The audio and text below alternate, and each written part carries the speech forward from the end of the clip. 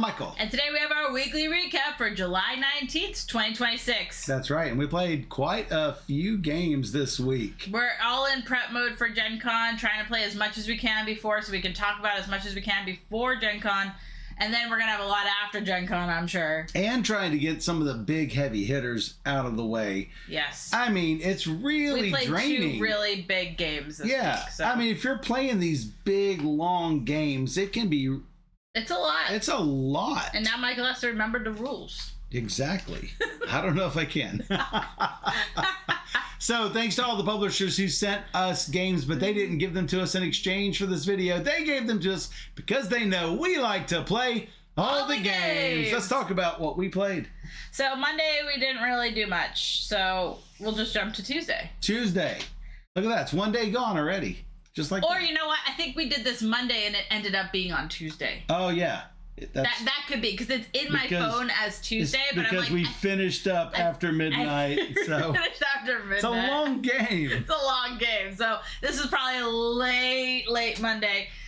We played a game of Rosalie from Uchibakoya. That's right. And for those of you who want to know how big it is, this is a prototype copy, but it's the same size as Ostia and Sweetlands. It's huge. It's very large. I always like playing Uchibakoya's games because Sweetlands was one of my favorites when we played it, so I was very excited to try this one. Yep. And so they're going to Kickstarter this week. Ooh. Well, like I think Tuesday or Wednesday of this week, or GameFound or somewhere crowdfunding this week. So I'm like, we gotta play it so we can do our teach video, Michael. That's right. So don't wait. Jelfia's rule applies. Don't wait or it'll be too late. That's right. So I'll start off by saying I like the theme and Michael doesn't. I like gardening. No, I don't care anything about the theme. It doesn't mean that I don't like it. Oh, okay. I feel nothing for it. I took it as you didn't like the theme, but I actually like gardening. It reminds me of, you know, going to Maine to visit my grandparents because they have this lovely garden, and it gives me those good memories. So I like the theme of gardening. So I was very excited to play this. And like, you know, I like Sweetland. So this one, it starts you off with so much debt. And I think that's what hurt it. Well, talk about basically what you're doing before you talk about the details. The details. Okay, so in the game, you are building up your engine of buildings and robots to take care of your garden, and you're trying to have the most prestigious flowers to get points and show off your flowers. I'm really bad with themes, so I don't know. Maybe Michael knows the theme better, but these robots will take care of your gardens if you don't have your own people to take care of them. So yeah, there is a little bit of, there are easy flowers to create and difficult flowers to create. You're going to need to breed the simple ones before you can breed the difficult ones. And there is some kind of a little market mechanism. To me, it feels a little stuck in. Like, oh, hey, let's create a market, and it doesn't really work for anything. It takes up a lot of board space. Yeah, as you get thumbs up for your flowers, and as you complete orders, you gotta go on these 2 axis tracks, and it's gonna come together in a point, and that will be an income of either points or money each round. So you want to try and get as many thumbs as you can, as many awards as you can, so you can get highest points and highest money, or money. Or, yeah. So you're choosing one of those things each turn, so you have to really choose wisely. Points always look good, but you need money, so. Yeah, because money is super tight in this game. It's so tight. So, what Steph was talking about earlier is that during setup, they saddle you whether you want it or not. And this is something that I have a big problem with, is mandatory debt. They saddle you with 5 debts and give you 50 coins in compensation for that. Well, here's the catch. you have to repay it at a cost of 12 coins each, or a total of 60 coins. If you don't pay it off, you're going to take more interest, and that interest is going to turn into more debt, which turns into more interest, which turns into more debt. It's a snowballing effect if you don't take care of it, and you can't really start taking care of it until maybe round 3. And so by that point, you already have all round of this. 3 of 6. Of 6, yeah, like halfway through the game. And even still, you can't pay it all off. It's so much, so you're gonna have to do it over time. And by the end of the game, you should be able to get rid of it all. But yeah. You gotta be really managing it. But if you don't, every debt token is minus 15 points. So no matter what you do, you start off with minus 75 points. No matter what you do, you want to get rid of these debt tokens. Like, it's like your goal to get rid of these debt tokens. So they also start you off with 2 starter plans. Guess what?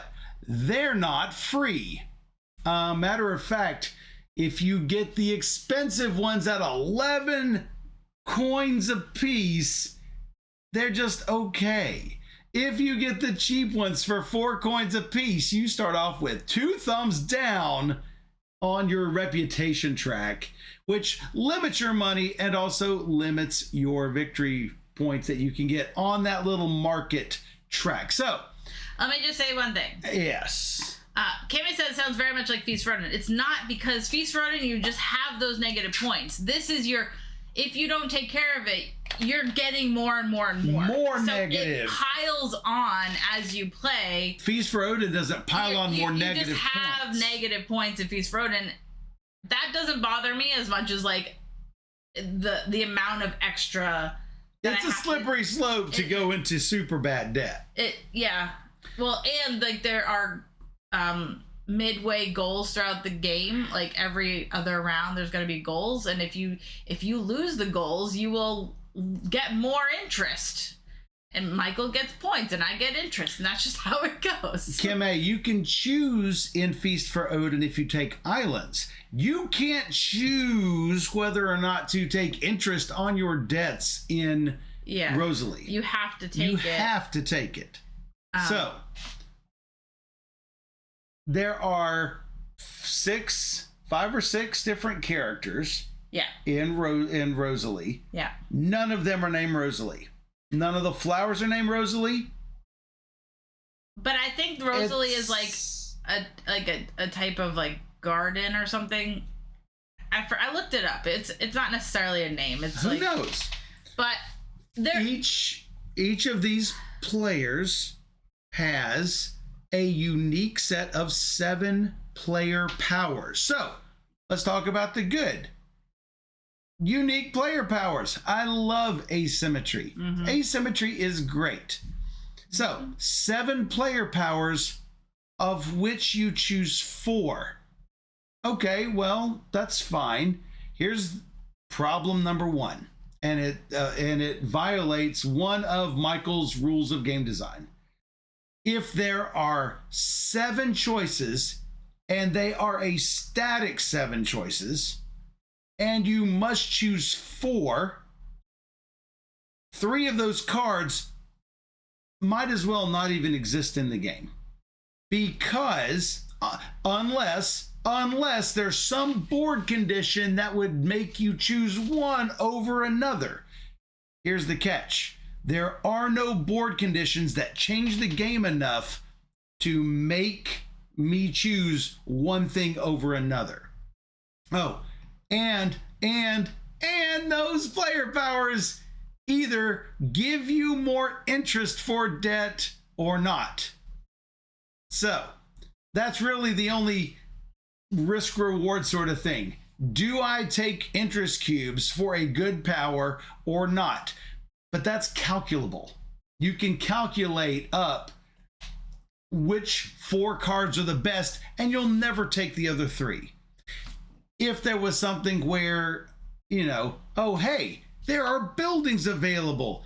You want to get the most buildings. Well, I need to focus on the things that give me buildings. Well, my character was all about the buildings. All 7 of my powers dealt with buildings. So it didn't matter whether there was buildings on the track or not. I was going to focus on buildings anyway.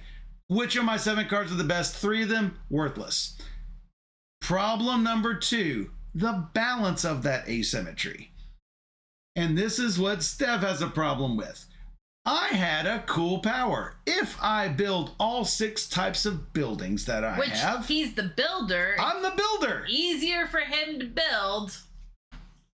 He's going to build 6. I'm going to build 6. And I'm going to build them as quickly as possible. Why? Because if I build all 6, I get rid of 3 of those pesky debts. Which is 45 points, mind you. 45 points or a savings of 36 coins of paying that off. Remember, we said money is tight. Some of these cards, they're like, oh, hey, get 2 coins anytime you do this action. You're not going to do an action 18 times to replace 36 coins worth of something. So, yeah, back to my point 1. One of these cards is better. Take the better one. Go ahead. One of my abilities was every time I buy a flower, I get $3 off. But most of the time, you don't want to buy a basic flower. You want to get an advanced flower. And they cost nothing. And they cost no money. They cost other flowers because you're hybriding them or whatever. You're putting them together. You're making hybrids, yes. Yeah, so it's like, okay, well, every time it should be at least save $3 or save 1 basic flower type. Like, to be in comparison with this, it's like I'm not buying that many flowers in the game. I think I had a total of 9 at the end of the game, and 2 of them are starting ones. So 7 times in the game, and 4 of those cards I didn't use my ability on. So three times okay, you get $9 coins. I'm getting 36 coins for mine. It doesn't quite add up. I also had balance issues with Sweetlands. I am concerned that this designer does not know how to balance. It just is what it is. If you have fun with Sweetlands and you have fun with Rosalie, by all means, play it to your heart's content. I find balance issues with it. And our final score leads to indicating that there are balance issues with this game. My score, 209. Steph's score, 99. I doubled her. Yeah. It was brutal. And Steph is really good at games, especially engine building Euro games, where she routinely destroys me in games. Especially on the first play. Especially on the first because play. I just get it. Yes. There was nothing I could do to get rid of all of the debt. Well, also we had goals in play that were catered to buildings. And so that I was just going to lose these. Now they are working on a 2-player variant that is not in the rules. So right now I'm not judging this game based on this play for a rating. Just because it's still prototype. They have chances to fix things. So one of the goals was buildings. But what if there was not buildings? Then is the person that's forced to play buildings, are they just screwed? No, because I think buildings is a really strong power that you have. That's not my question, though. I'm saying let's say that a game had a end game goal of frogs, and my character was frogs, of which is not in Rosalie. Right. Is the player with frogs instantly given Mondo advantage? That's a balance issue. We're discussing Rosalie, Salt. I don't think it's an issue. I do. I think it's a big issue.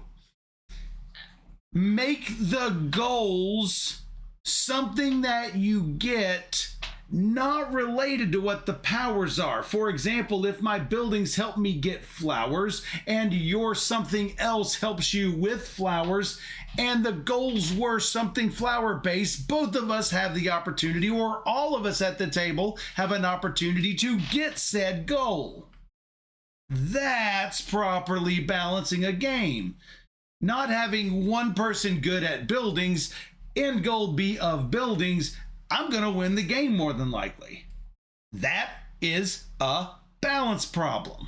I don't think it was. So, like, you got, like, 6 points or something. I don't think that's, like, game-breaking. No, but you got debt for it. And I think they're working on a fix for 2 players. Because it is a big problem as it is right now for 2 players. We played as 2 players, and we played it where I took all of the hits and all of the debt, and...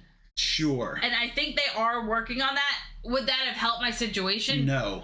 You still would have almost been doubled up. Probably, but I would have saved at least 6 to 10 debt cubes. So that's like, could be a lot. Now, I did want to say we didn't let's pivot back to another good part of the game. Which is what I was going to pivot to. So, because this is actually a really good mechanic of this the is game. a good mechanic. So, I suspect that said designer said, hey, here's a cool mechanic. Let's build a game around it. And then failed at building the game around it. Could be. So, here's another good thing. Here you have this player board. You're going to get one. You're going to put one of your check marks on it. You're going to do the action. And then you're going to pass this board to somebody else. Well, Steph knows I'm going to build, so I'm covering up the build. That almost, though, forces Steph to build when she doesn't want to or can't afford to very well, where I can afford to because I'm the building person.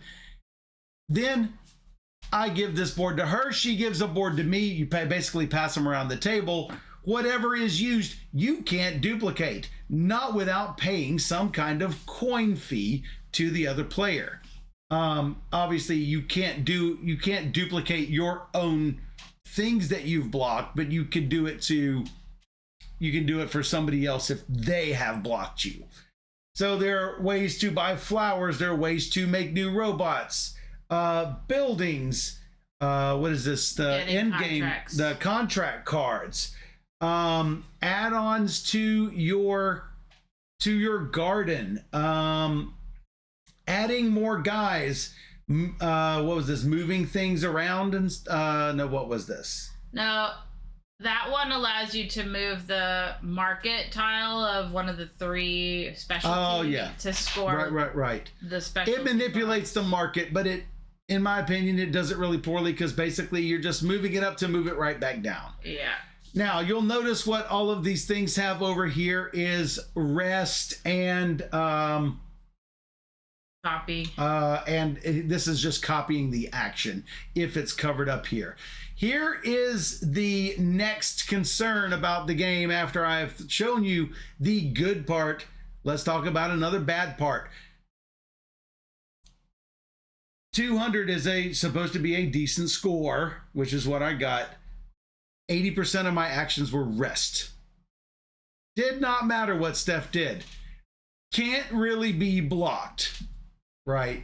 Now, you might say, well, Michael, why did you rest? Well, cultivating flowers means that you are using robots or gardeners to maintain your plants.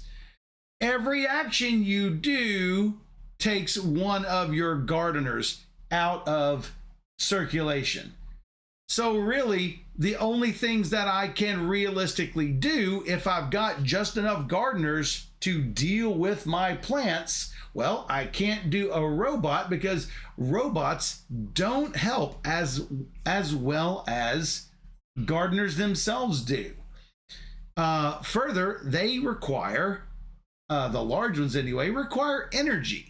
Well, I could get a guy, but if I get a guy, then I have an income loss every turn. And spending one guy to get another guy doesn't help my situation. Well, I could get more flowers, but if I get more flowers, then I'm going to need more guys to handle them. Basically, rest is pass. So, again, it's a balance issue. When the best move is not to do anything at all, I basically had no valid actions to take. So, so on the rest track, what you do is you can spend an amount of money to go up the rest track, and then you get two of some kind of benefit, whether it be being able, yes, either move up or take something. But the taking of the something is what I ended up doing a lot of, being able to take snippets of plants so that they would flower multiple times, being able to get electricity, being able to get trowels that would help me maintain my plants, etc., etc., etc. Rest after rest after rest after rest means no interesting decisions. So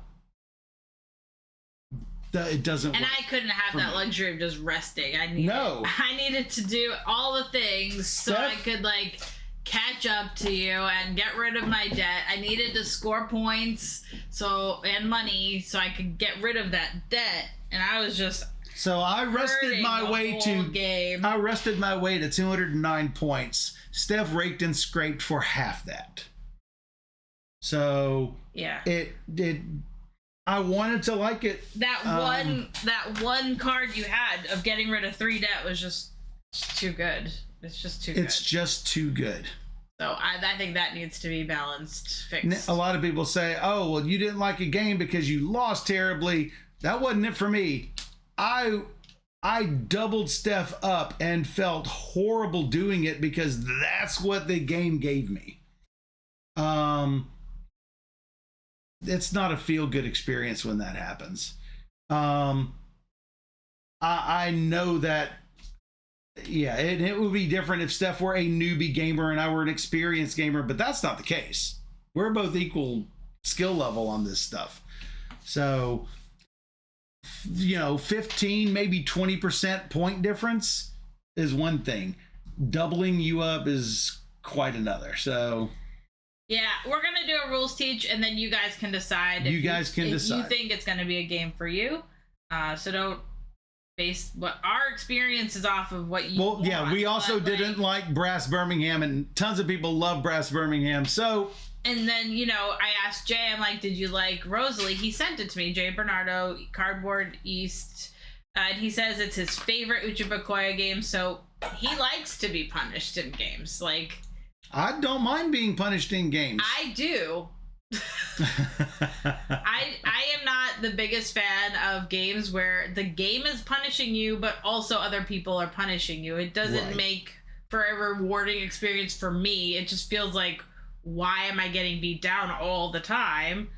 So for me, this is just like not for me. But it doesn't. I don't know because it's still prototype and they could still fix things, maybe not start you off with all that debt, but one could hope. But Sweetlands, after looking at it after my first play, I said, you know what, not for me. Rosalie, not for me. Aqua Garden, not for me. Dino Garden, not for me. Sky Garden, not for me. This designer's game's not for me. Fair. Maybe for y'all. So yeah, so we'll do the full teach soon today. Yes. But that is Rosalie. Then on Wednesday we played some games on stream. Well, I went to Tuesday group. Oh, you went to Tuesday group. I know you. I did not because I kicked people in the head.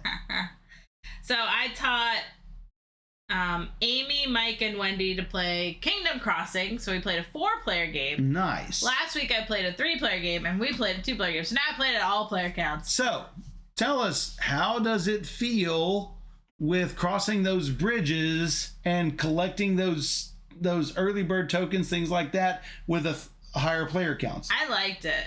Awesome. I mean, because you don't get rid of those tokens. Now people are taking those tokens, so that's why in the lower play counts you get rid of them. But I like that everything is there at the start. You're like, oh, that's a cool action. I want to try and focus on that. Spend all my footy prints to get over there. I thought it was great. What's even better is both Amy and Wendy really liked it. Amy's here. She could actually say something. Well, she might have left, but... Uh-oh. But Wendy really liked it. I like when I play games and teach people games that they're questioning if they're going to like it or not, and then they like it because, you know, it wasn't a waste of time. You know, when you teach a game, you don't know how it's going to go over generally, but this one's super cute, and I know they're super, like, they like super cute. Wendy specifically really likes pink, so she got to be pink, and, like, all these things, like, lined up, and it worked out where everybody really liked it. And then we just did a quick game of 5x5 City because I sold Jonathan a copy after we played it the other day. Wow. So that's cute little tile drafting game. It's cool to be able to take a game that you like and have an extra copy from somebody's collection that you purchased. No, I've been saving it. And say, oh, by the way, I have one. I was saving it to play with him, so that worked out because he did want to buy it. Because I'm like, I think he'll want to buy it. It's not an easy to get game, so it's just like fun to play. And then I taught, everybody left. So there's Jonathan, Amy, and I, and then his daughter, Sophia, was going to sleep. But she wanted to play a game first, and we played Capsule Collector. She loved it, Sophia, the kid. Obviously, you flip over the things, you see the toys. It's really cute. Right. We played that on stream. I think we played on stream. Yeah, I think so. So that was good fun. And then Jonathan's been asking me to bring Dice Realms for a long time, so I've been lugging it back and forth for like a month. Like, we have to play Dice Realms like today because I'm not bringing it back. Your last chance. Yeah, it's your last chance. Don't wait, or it'll be too late. And Dice Realms is fun. I really like it. Tom Lehman love. Yeah. I wish, so the rules are just like not written in a way that I like it. It's not easy for me to understand what he means by lots of different things. So I'm like, I don't know what this means. And like, I'm reading it over and over again and things. So it's not exactly clear for me. It's probably very clear for you, but you know, I've played it now a few times in the past few months. So it's like, I'm better at like the flow and like how things work, but all of the tiles are just like, how does this work again? Okay. And so I don't know. I like it. You building up your dice. You upgrade your dice as you go, and all of the dice faces are going to be worth extra points. And, you know, customizing dice is always fun. Of course, you're never going to roll what you want to roll, but, you know, that's still fun. It's still fun. So because dice, right? Yeah. It went over pretty well. Jonathan liked it. I think he wants to get it. I'm like, we still need the expansion. There's an expansion out there, so we have to, like, figure out how to get it. And yeah, but I think it was a good game night. I'm glad we were able to play lots of games. But did you know? No. I love Tom Lehman. I know you love Tom Lehman. Best friends always played together. That's it. And then that's it. And then it was Wednesday. We played some games on stream. Sushi Go Party Chef Special, which is right behind my shoulder there. We played Forbidden Legacy. Yeah, which we can talk about because that was our first and only play of it. So what did you think? Forbidden Legacy, I think it's great. I mean, I've liked all the other Forbidden series, so I'm looking forward to seeing how this progresses. Plus, Leacock and Daviao know how to do a Legacy game, so I have no concerns about whether this is going to be a good game or not. No, for sure. Going forward. Hey, Aldi. Hey, Aldi. Yeah, so for me, Forbidden Legacy is pretty good. I like the Forbidden games. I don't know if I love the Forbidden games, but I like the Forbidden games. That's fair. I always like Legacy games because I like unlocking cool things, cool mechanics, different things are going to happen. We make choices like adding stickers to certain tiles. I like those choices. I like Legacy games. So for me, that boosts the Forbidden games up a notch. So I really enjoy that. Well, the thing that's going to be really difficult for this month is so many good games. It's odd that we play so many smash hits in a month. Flashpoint Legacy of Flame, Flashpoint Golden State Heroes, Forbidden Legacy. Yeah. They're starting to pile up all of the really, really good games. World Order, just really enjoying just a lot of what we're playing recently. I know, I wish some more happened in June because I feel like we didn't have that many. Exactly. It's not saying that the games that were at the top of June were bad games. That's not it at all. It's just that so many of these would have hit number one in any number of other months. Like, had we played Dino Racer in June, I feel like that might have made, like, my top of the list or something. Yes. Like, but now there's no way. It's in a crowded July. It's in a crowded July, sadly. And it's still going to probably make it. Oh, I think so, too. I really like that. But it could be number one in a different month.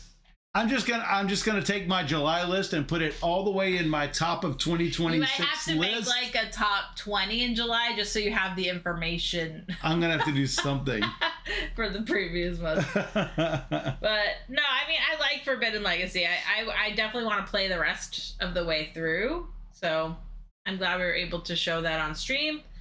We also played Beach Bandits again. Super quick set collection, quick. yeah. Yeah, I mean, I think it's okay. Still, I don't think it'll be ever like a go-to filler for me, but I'm happy to play it. Yeah. And then on Thursday, I went to Tailgate, my local meetup, mm-hmm. and I was assigned to play. Assigned? Jill's like, you want to play? And I'm like, yes. So I said yes. So I was assigned, I was allocated to play a 6-player game of the Game Makers. Oh, from Bezier. This is a game we played 2025. I was going to say, for those of you who are saying, how did you like this new game? Not a new game for us. We played it April 2025. April 20. We couldn't even talk about it until like summer, so we didn't even make our list. Well, matter of fact, we have it in our list. Blank game that we cannot talk about. Yeah. That would have made the list. No, it didn't. I didn't even put it on the list at all. It would have made the list. It would have made the list. I'm saying underneath the top 10. I forgot about it at the end of the year. I forgot about it at the end of the year. So I didn't even have it in my end of the year list. I did remember it. I'm not sure it would have made the list. I'm not sure it would not have made the list. It could have easily made my top 25. I think it would have made that in the month. I'm not certain it would have made the top of the year. That said, super fun game. Yeah, I really like it. It's tough. I definitely would not recommend 6 players because it took us drags a little 2-something hours to play. Oh. And I feel like it should be an hour-long game, so like 4 people most is what I would say. But also, it's really hard to like. It's not that I don't trust people. It's like don't trust people. I don't trust people. Like, are you sure you did that correctly? And not because we think they're cheating. We just, I mean, we've had this discussion about Amy before, who again is watching the stream, where it's like, are you sure you think you got the right bonuses? Oh yeah, I got all the bonuses. No, you missed 15 points worth of bonuses. And so there's one thing when you look at Fromage, okay? Fromage, exactly. You're all doing your own thing in your own quadrant. It's very, like, smooth.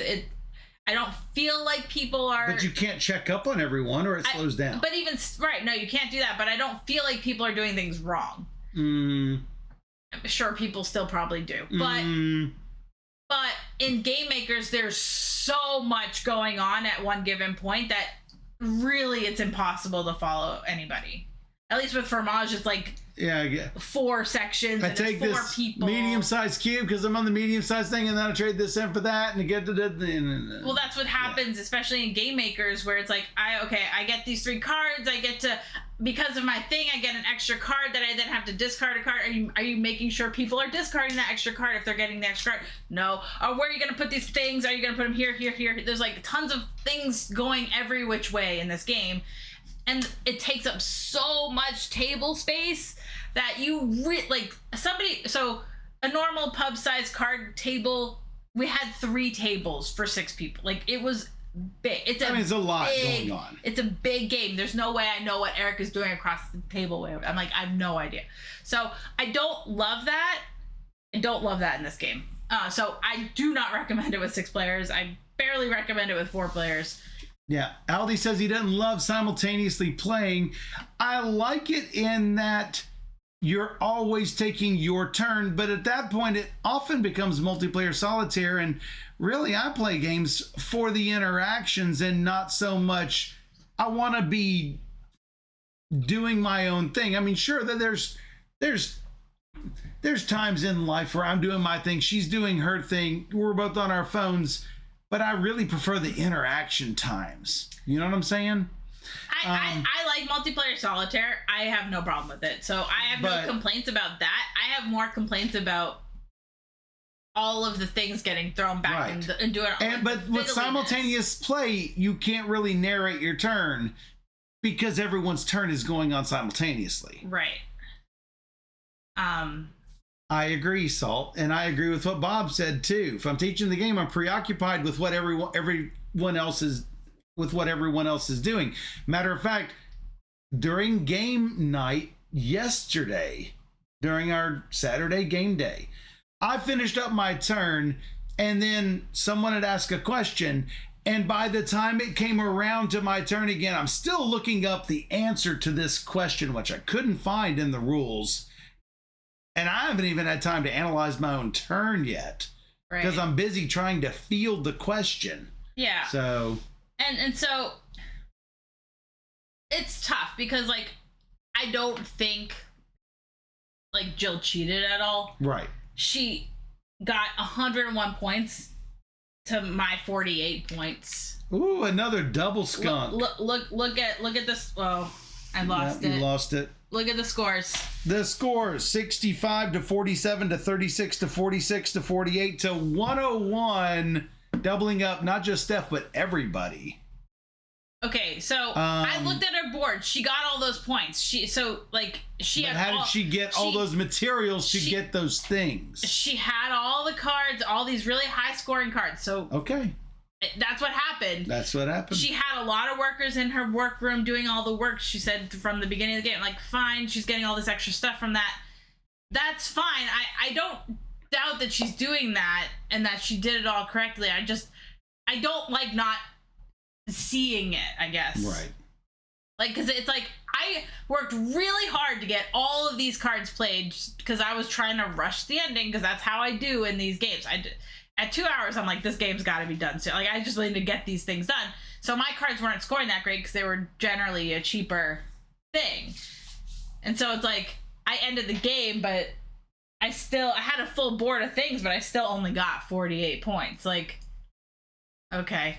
It was a bit, like, unsatisfying. I don't know, like, the right word. Yep.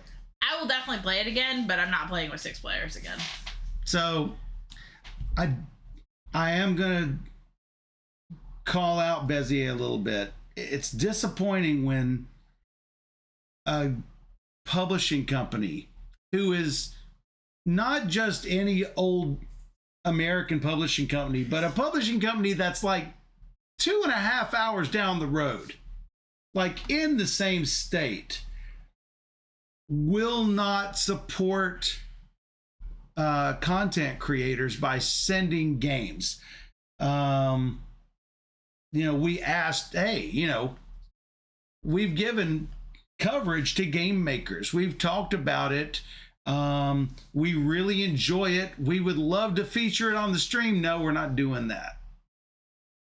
So they're not providing review copies for it, which is their prerogative. It's their prerogative. However, if you guys want to support the publishers who support streamers that you enjoy, they are not one of them.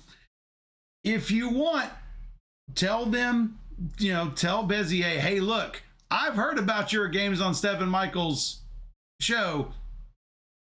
You should support them.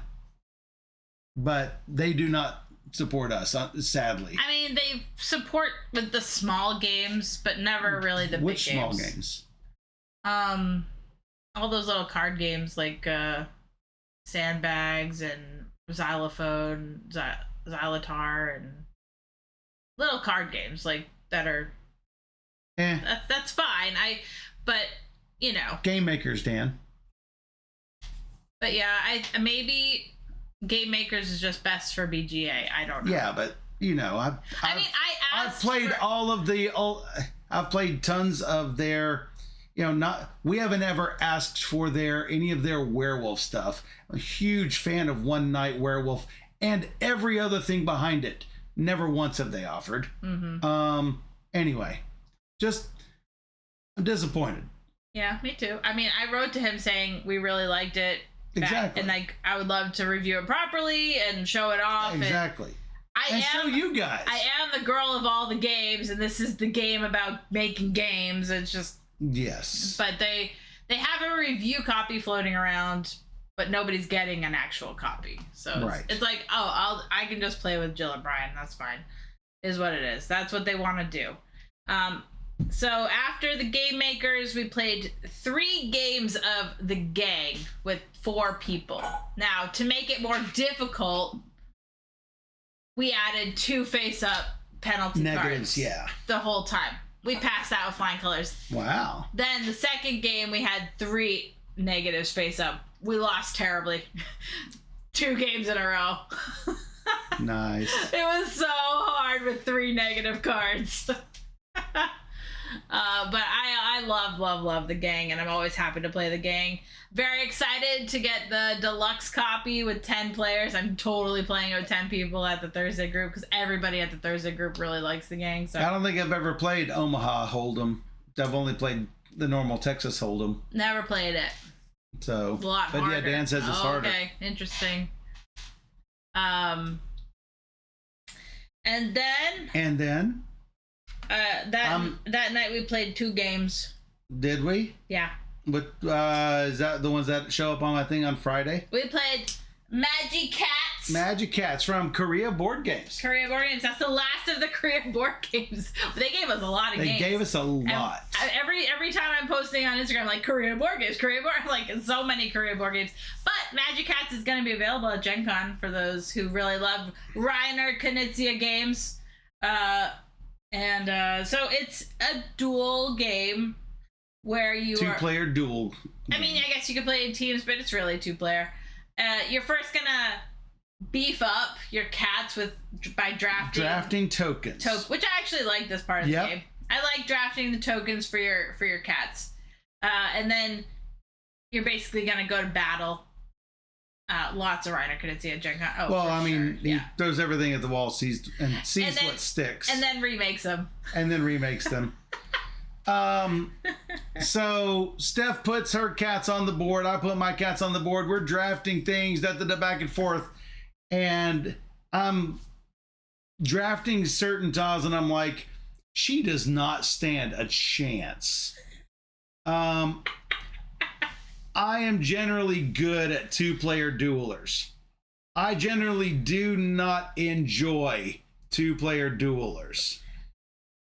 And this was correct on both counts. I was good at it, did not enjoy it, because the thing is, like, I was doing a little short for the game. I just like doing a little video. I'm like, I didn't catch the dice being rolled. Michael, just roll your next turn for dice, and then he hits a perfect sick bow or 3 of a kind 2 paws. Yeah, so like, there is boom, boom, boom. So every die every die has 2 blanks, 3 singles, and 1 double. So I rolled 3 double paws, which is like rolling 666 on 3 6-sided dice, right? It's ridiculous. And she's literally like, what? I just wanted a video for the short, not for you to roll like the best roll ever and just knock me out. Yeah, that was crazy. And then that's what happened. That's to be expected. Like, I didn't expect to win the game. I mean, I can't roll dice. I would roll and I'd roll all these dice and I'd get like 1 paw print, and Michael would roll and get 5. I'm like, are you kidding? Like, ow! How are you good at rolling dice? When I needed shields, I had shields. When I needed to cancel one of your powers, I could cancel your powers. You have 4 cats. So it was 4 versus 4. She killed one of my cats. I killed 4 of her cats. I'm good at games, guys. She really is. She really is. Really am. No, before this week, you had like a streak of 2 weeks where you could not lose a game. I was doing all right. You were doing great.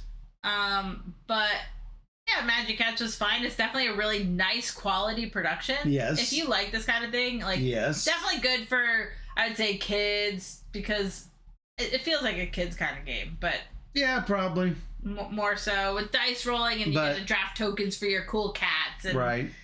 But I mean, these are like okay. These are like really when you're drafting these powers, it's like a really simple design. There's one that automatically does exactly 1 point of damage, no roll needed. There's one that lets you jump to get there for exactly 1 point of damage.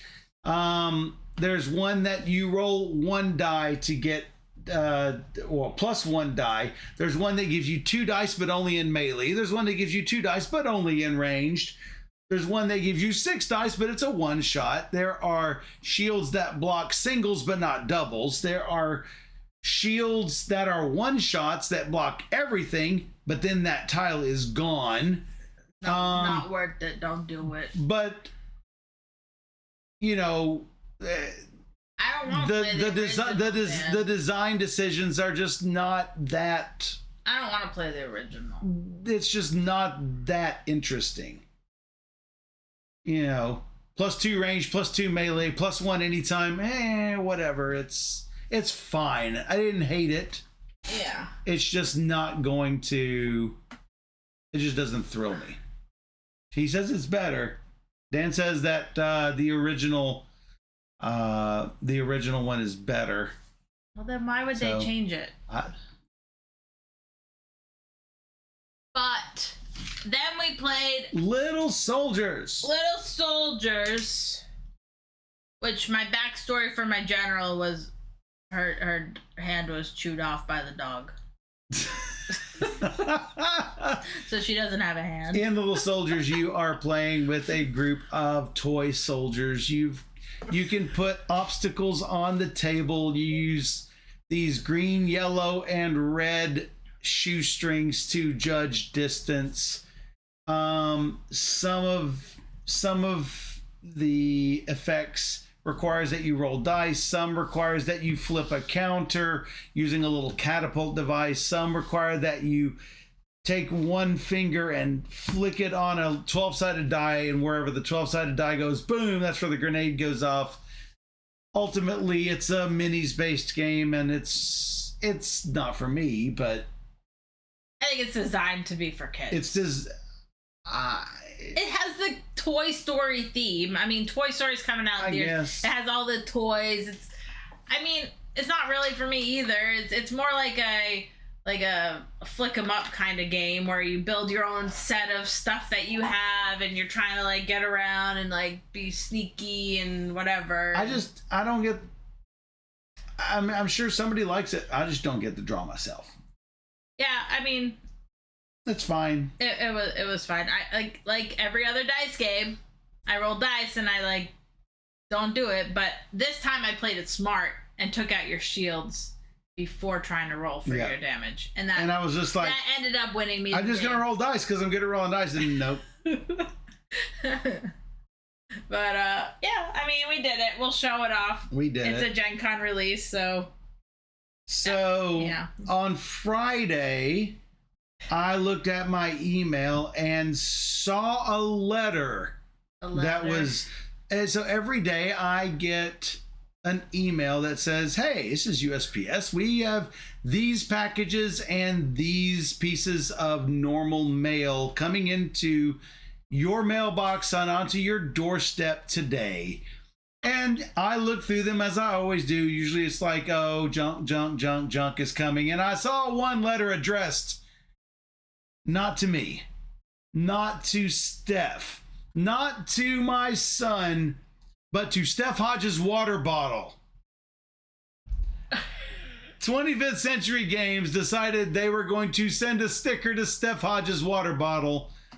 And it was huge, so Steph cut it down to size. And thanks to 25th Century Games, they now have a presence on Steph Hodges' stickery water bottle. Only because the other day when I got the op delivery, the op actually gave a reasonable size sticker that I'm like, oh, I could easily put that on there. That's so small. I could fit that. So I'm like, thanks, op. And then I ended up cutting up Happy Campers sticker to have just happy, because I couldn't fit Happy Campers. It was a huge sticker. It's a huge sticker.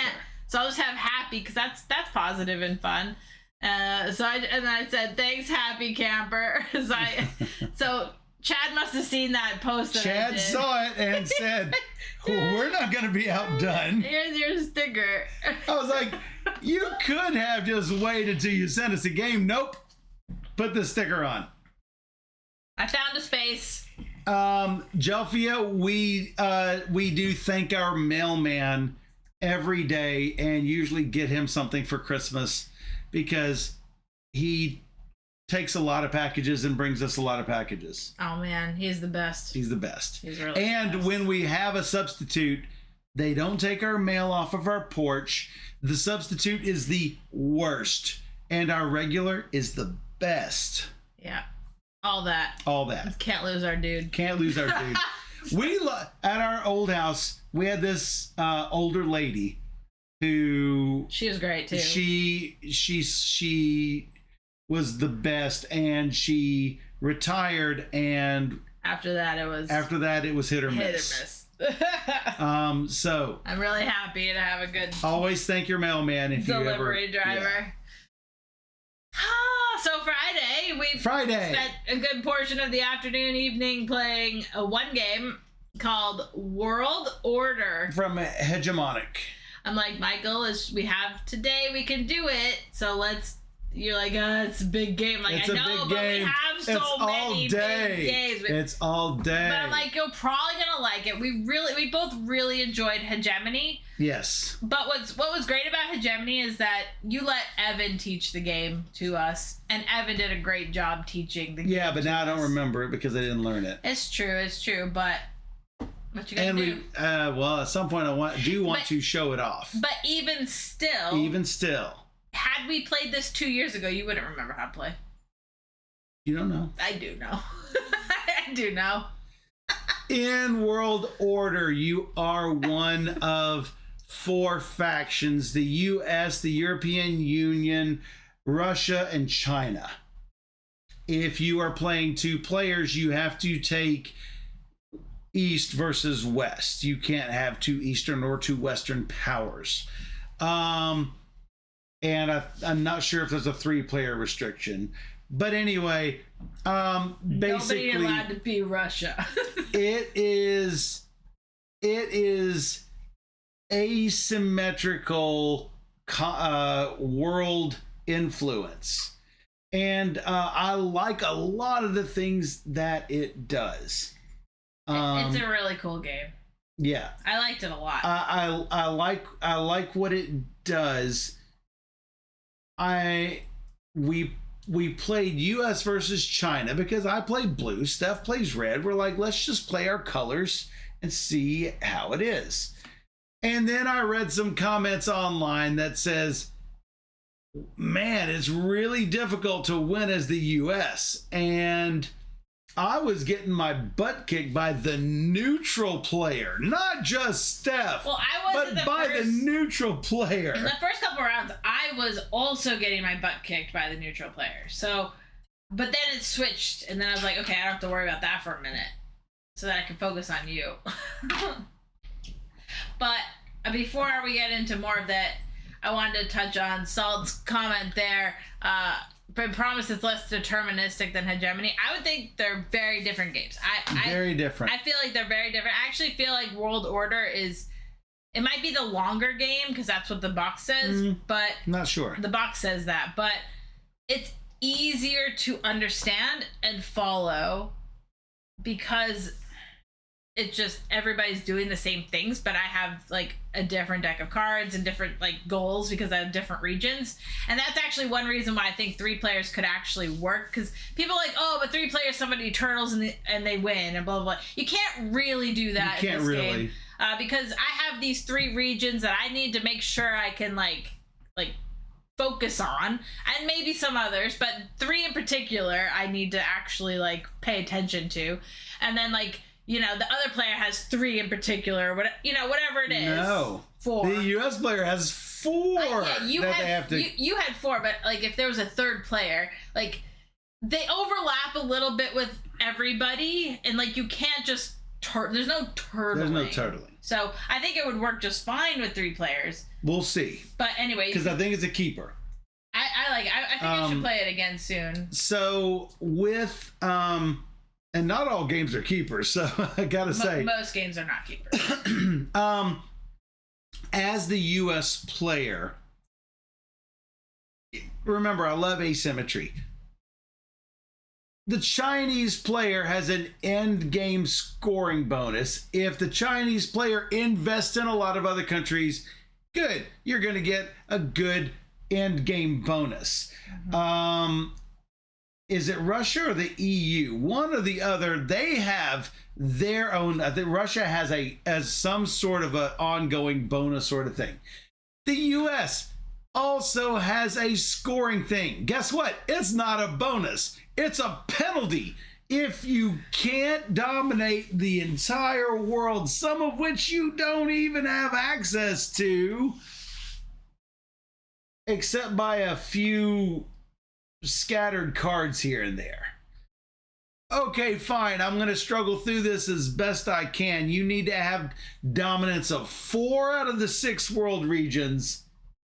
I had 2 out of the 6 each time for a whopping penalty of negative 10 points, where Steph is gaining, Russia's gaining, the EU is gaining, not the US. It's a penalty. But I wasn't even going for mine. I'm like, it's not. No, Steph wasn't even going for it, which is a kick in the teeth. I was short on money the whole game, so there's no way I could like invest in friendships and allies or whatever. So it's like influencing countries to get allies. Yes.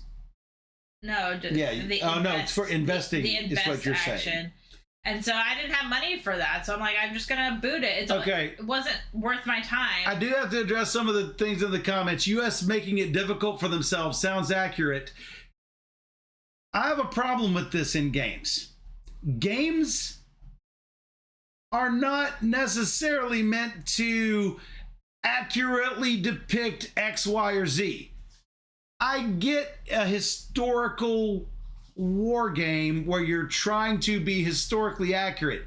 This is a game where you are playing one faction versus another to try to have some balanced chance of winning, not where US making it difficult on you. I understand you're probably telling a joke and blah, blah, blah, but it rubs me a little bit wrong because it should be an enjoyable game.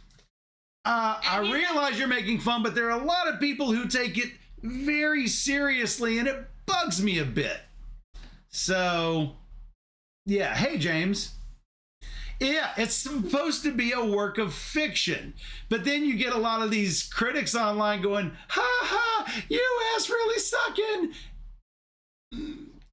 It bothers me a good bit.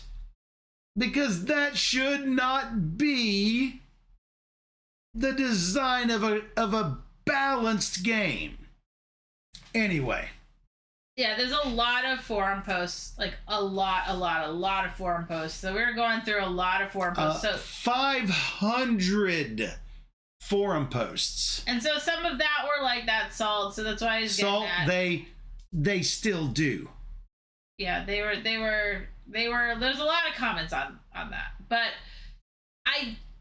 while the US had a problem managing everything, the world, basically, because he had to, I think in a 4-player game that might be solved, but who knows? I don't know.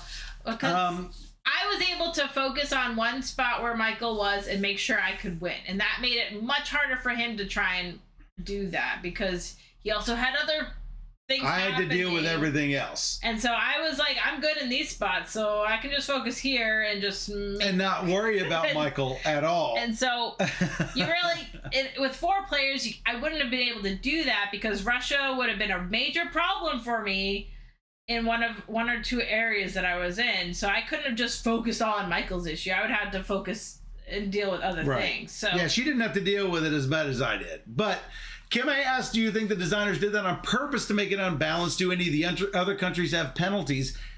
I don't think they did it on purpose to make it unbalanced because they have anti-US sentiment or anything. I think it is unbalanced only because it's designed to not be perfectly balanced. I think it's specifically designed so the US has this penalty that they have to deal with as the lone remaining superpower that is being challenged by the EU, Russia, and China. I get that, and that's fine. But no, none of the other countries have penalties. No penalties. Now, I think I would have played the US differently than Michael did, so... Sure you would have. I 100% would have, because you were focused on making the services. No, that's the opportunities that were given to me. I had a card. I could do nothing or I could invest. I'm going to invest. I get it. So I had the luxury. I don't know. I focused on so getting... So you say you would do it differently. Not with the cards I had, you would not. Yeah, maybe not. I don't know. You maybe just had bad card draws the whole game. So... I don't know.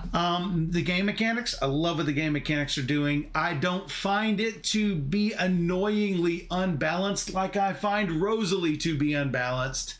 I don't care for Rosalie. I do enjoy World Order. Even though I got beat 145 to 105. I got 2/3 of her points. I did feel like I was destroyed. I don't feel like I had a bad time playing it. She felt like she had a bad time playing Rosalie, so that's the difference. And I like the game more than you. Which one? World Order. I don't know about that. No, I'm not certain about that. I have some criticisms. That doesn't mean I don't like the game. So, and I do like the game. Yeah, I really like the game. Matter of fact, it might be near the top of my list for the month. It's definitely near the top of my list for the month. In a crowded July. But I'm not making excuses. I want to play with 4 people to see if it is a better experience. If I were making excuses, it would be like, no, I lost only because of the balance. No, I lost only because of bad draw. No, I lost only because the designers hate the US. No, I don't feel any of those things. So, anyway. I don't know if it's going to be at the top. It'll be in the top 10 somewhere in a crowded July. Yeah, what he said. So it was a good play. We'll obviously do the teach for that sometime soon. And then it was game day. Yep, that was Saturday. We played games. Kim says, see how you feel after Gen Con. What do you mean? What's after Gen Con? What's during Gen Con? Do I have to remind you about Gen Con? He hates Gen Con. No, I don't hate Gen Con. It is a necessary evil. But what do I always say about Gen Con? Kim, I know you are on the stream all the time. You don't play games at Gen Con. Gen Con is not for playing games. It's for looking at all the hotness. We play nearly nothing at Gen Con. So, let's see how I feel about Gen Con, blah, blah, blah. What's going to change it? Just like Spiel. You don't play games at Spiel. It's exactly just like Essen. Exactly. You play less games at Spiel than Gen Con. If I've played them already, they're not going to influence this list. because we've played them already. People's influence. You know how much influence other people's influence have on me? Nothing. I am immune from the hype monster. We talked about this on James's on Board Game James's Discord page. She says, I think James says, what monster eats the hype monster? Or he or Beat said, what monster eats the hype monster? I have zero. I am zero affected from hype. Is that true? Do you ever see me caught up in a hype of anything? No. Never. No. I mean, we've had the new Star. I eat hype. We have the new Star Trek Captain's Chair for several weeks now, and he hasn't thought to play it. There's a reason for that. He knows it'll be the top of the month when we do. I know I'm gonna love it. Why do I need to play it to? I now own it. It's not gonna show me anything different that's gonna be like, oh, maybe I don't really like this. No, I know I'm gonna love it. So whereas if I know I'm gonna love it, I want to play it. Everything beat. You missed everything. We are on Saturday on our weekly recap. No, we've already done 2 games. Keme says, I feel like every Gen Con there's always 2 to 3 games that come out super popular and end up getting them. They're not usually the best games. They're just the hotness that people are playing, and I don't want to be left out. Don't fall for the hype. I know we are game influencers, but we're here to protect you from the hype. We can say, don't look at this game, but here, look at this hidden gem. That's what we're for. But again, not all opinions align with ours. Exactly. So that's fine. But you should be able to look at our games and go, yeah, that has a mechanism that I really like. Even if Steph and Michael don't like it, it doesn't matter. I know I'll like this game. So here's the thing. With Kingdom Come, that's the CGE one, right? The Kingdom Come, deliverance, blah, blah, blah. Don't remember. I think so. We had the opportunity. They asked us to play in April. They're like, it's going to be like 3-something hours. And I'm like, oh my God, that's a lot of time invested. And we didn't end up playing it, like with Vlada and the whole team of Czech. And like, it was just like so much. And I'm like, I didn't want to play it. I wasn't tempted by it. I will eventually want to play it, but it's just like prototypes are just so difficult for me because like, one, we couldn't talk about it at the time, so that's like a huge thing because we like to talk about everything we play, and 2, it's because things end up changing often. Things change, and then it's like, how did it change? Game makers, what changed? Because I'm sure some things had to have. But I'm not sure that they did. I don't remember if there were changes. I don't. Yeah, so we don't know. We just don't know. So it's one of those things. We could have played the Kingdom Come game. Eventually, we will. Czech games is always really good to us, so I'm sure we'll get to try it. But yeah. Mostly because you're a huge fan of the video games. That's fair. James asked, "Did we get GOT 5?" Yes.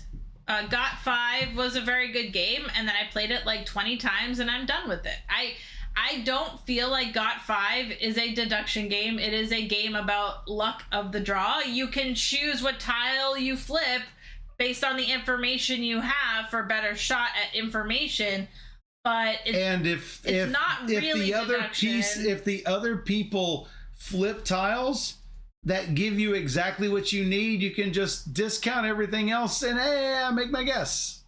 It's fine.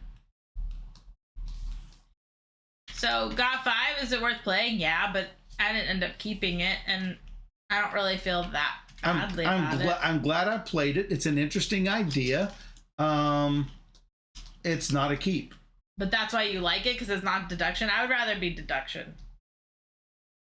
I really like deduction games, so I was like, the more I played it, the more I'm like, it's all about luck. It comes down to like, who went first, how much information they get, they always win. So Kimmy says, let me tell you how well the video game to board game last couple of games that she bought went. Terrible. Well, things like The Sims were bad knockoffs. The reason why most of them are bad is because they're just, it's the problem with almost every IP based game out there, and that's actually what I worried about with Warehouse 13, is that people would just discount it as being a light nothing game. Because Warehouse was a really deep game. Yeah. Here's the problem. No one gave it a try because they assumed it was going to be a light fluff game. And all of the fans of Warehouse 13 wanted some light fluff game and not a deep gamer's game. And they're like, no, this is way too complicated for me. So I lost both ways. But there are a lot of good ones out there. Slay the Spire, great computer game to board game implementation. But there are, for every Slay the Spire out there, there's plenty of them like The Sims. The Portal game. There was a board game based on Portal. It was terrible. It was horrible. There was, what was Kingdom Rush? Yeah. It's a fun kind of tower defense game. I did not care for the board game. It was fine. And didn't care for it. That was our first ever sponsored playthrough. Yeah. But Clash of Clans is coming. so, Salt, you say Hula. Game of Thrones game was similar to Art for Fans, not tried by gamers. Yep. Salt says a game designed by Holic, the Kingdom Come game. For me, he's okay. He's an okay designer. I typically enjoy his games, but I haven't loved any of his games. He's been a big hit with tons of people all over the place with his designs. So people like his designs. He's definitely an up-and-coming designer that I guess should be watched. But James, if all your games are one and done or max 5, why not use other people's games or borrow games? yeah, agreed. If all your games are one and done. I mean, clearly if you can get some review copies, then yeah, those are one and dones. So yeah, but you should not be the one that is roped into always being everyone else's financial outlet of board game acquisition. You know, yeah, it's cool that you're the entry point, but unless you've got the money to blow, it's a financial drain on you. I think he gets a lot of reviews, but Yeah, I mean, sure, if you're getting him in reviews, it's fine. And yeah, you make most of the money back, and so it ends up just being the cost of entertainment expense. I get it. yeah. So, but yeah. So Saturday game day. We played a lot of We games. played so many games. I didn't know if Call of Duty had one. Anyway. We started off game day playing a little bitty game. Gen Con release from Gen Con release. From Blue Orange. Called A Way. A_way. In A Way, you are trying to basically, you have in a 4-player game, you've got a cross-like path, a path leading from my base to where I am, and across where, getting Steph to her base, James to his base, Susan and I have to cross, trying to get our ships back to our bases. We can play cards to influence where, you can have paths branching off of other paths, or you can swap cards and you can turn people around and misdirect people and whatnot. Ultimately, the first person to get back to their base wins. No, because you finished the round. Generally, the first person who gets back to their base wins, unless multiple do, and then the final person to get back wins. That's where I was going to get to before you interrupted me, in which I was going to say, 3 players got back to their base, except me, who made it 1 card away from the start space, not his base. Nobody let me go anywhere, so it's fine. It's a path-based race game, and it's fine.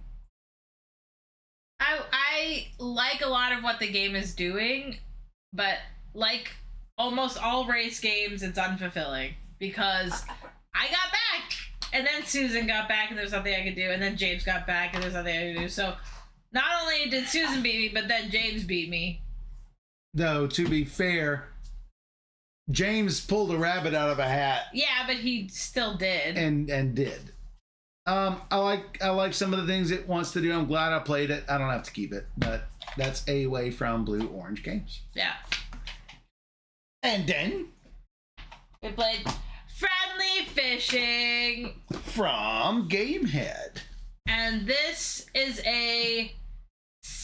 what do they call it, semi-cooperative, but not really game.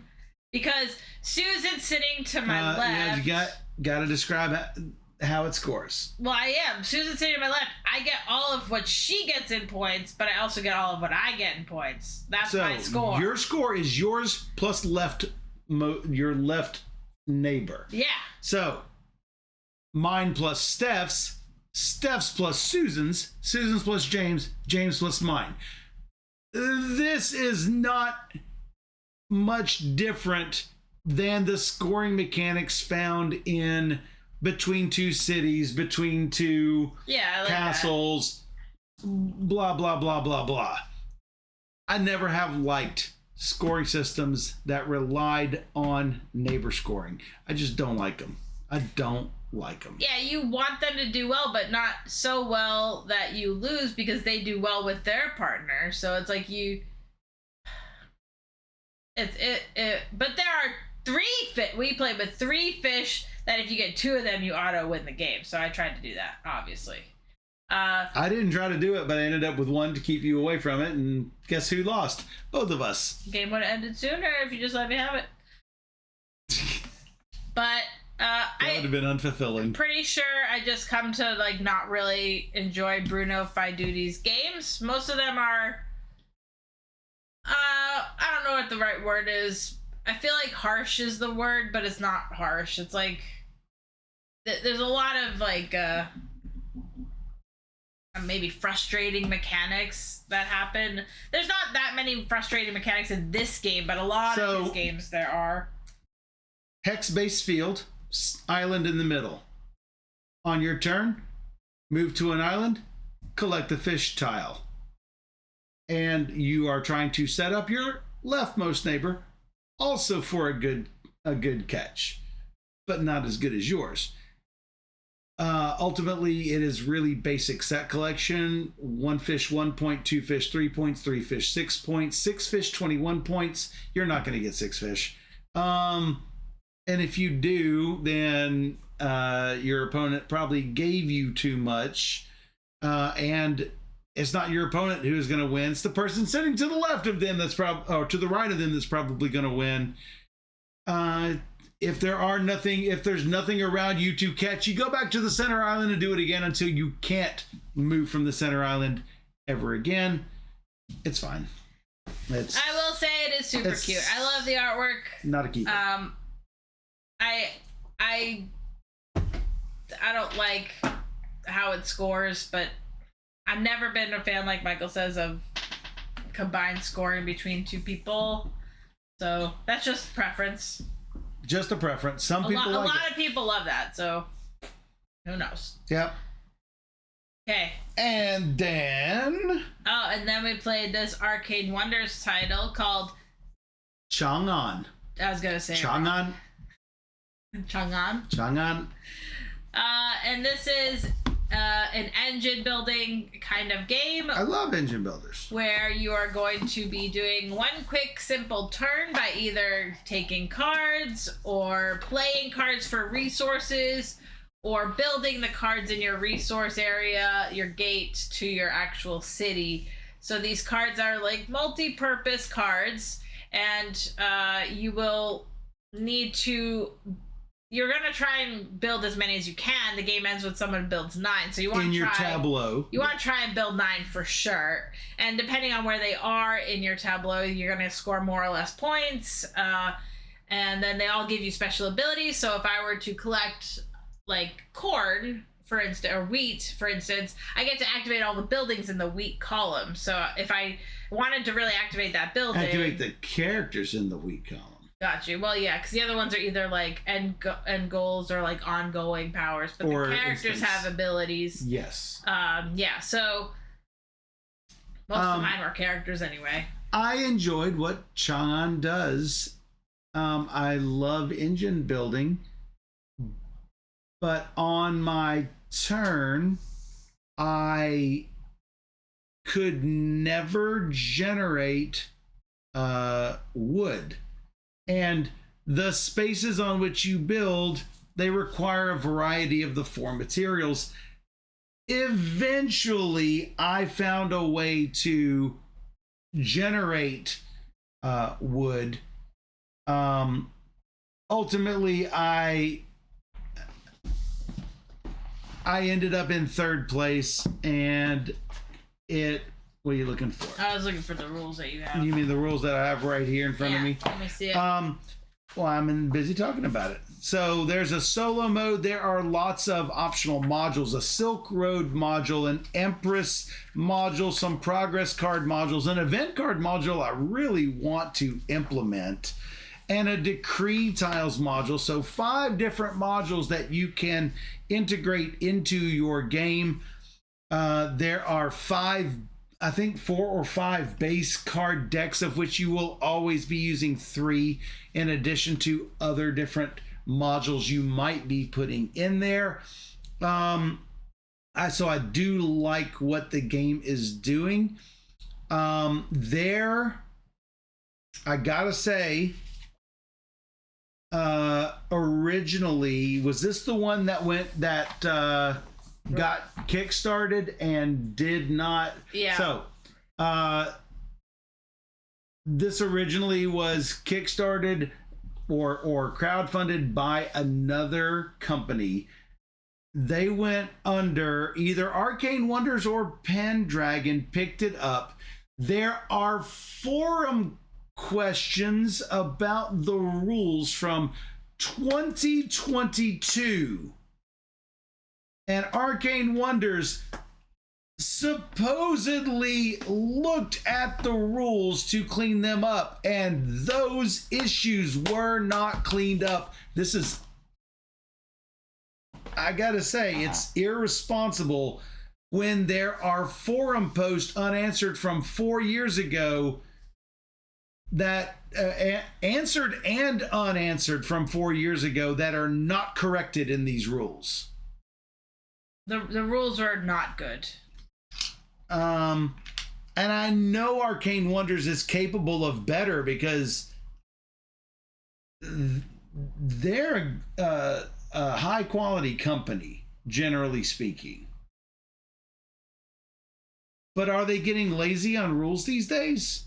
Because they were,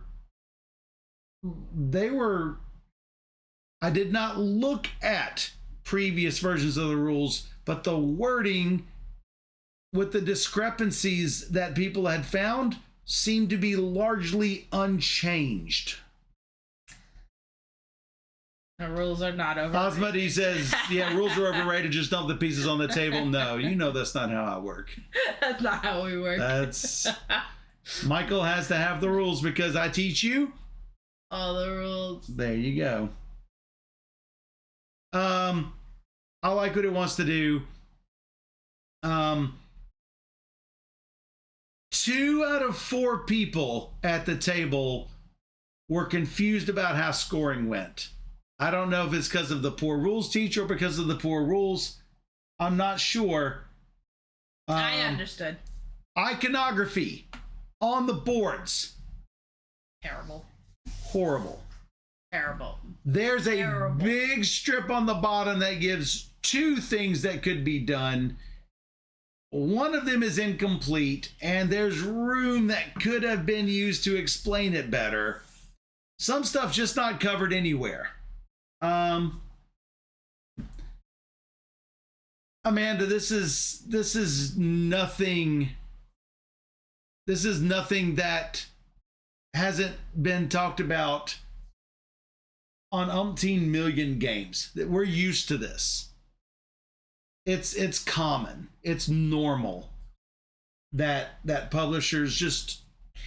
It would have really helped with the player aid. There's no player aid. It would have helped with the player aid, but there was still room on the board where you could have put more graphics to help remember certain things. It's just, Amanda, it shouldn't be normal, but there is an intense pressure to get stuff to market, to get people buying it, to get money in our pockets so we can put out more games, and it's a vicious cycle. Every day you spend correcting things in the rule book is another day that money is not in the publisher's pocket. And it's just... AI will solve all these rulebook problems? No. As someone who does technical content development writing... In real life. AI is a great tool to help me find errors in what I am writing. But I have to be the one to fix the error. If I rely on AI to fix my errors, it's not going to do it correctly. It's not to that level, not even close to that level. So... Bye, Amy. Yeah, but so... You were fully joking. There are a lot of people who solely rely on AI to answer all questions. No, to teach them the game.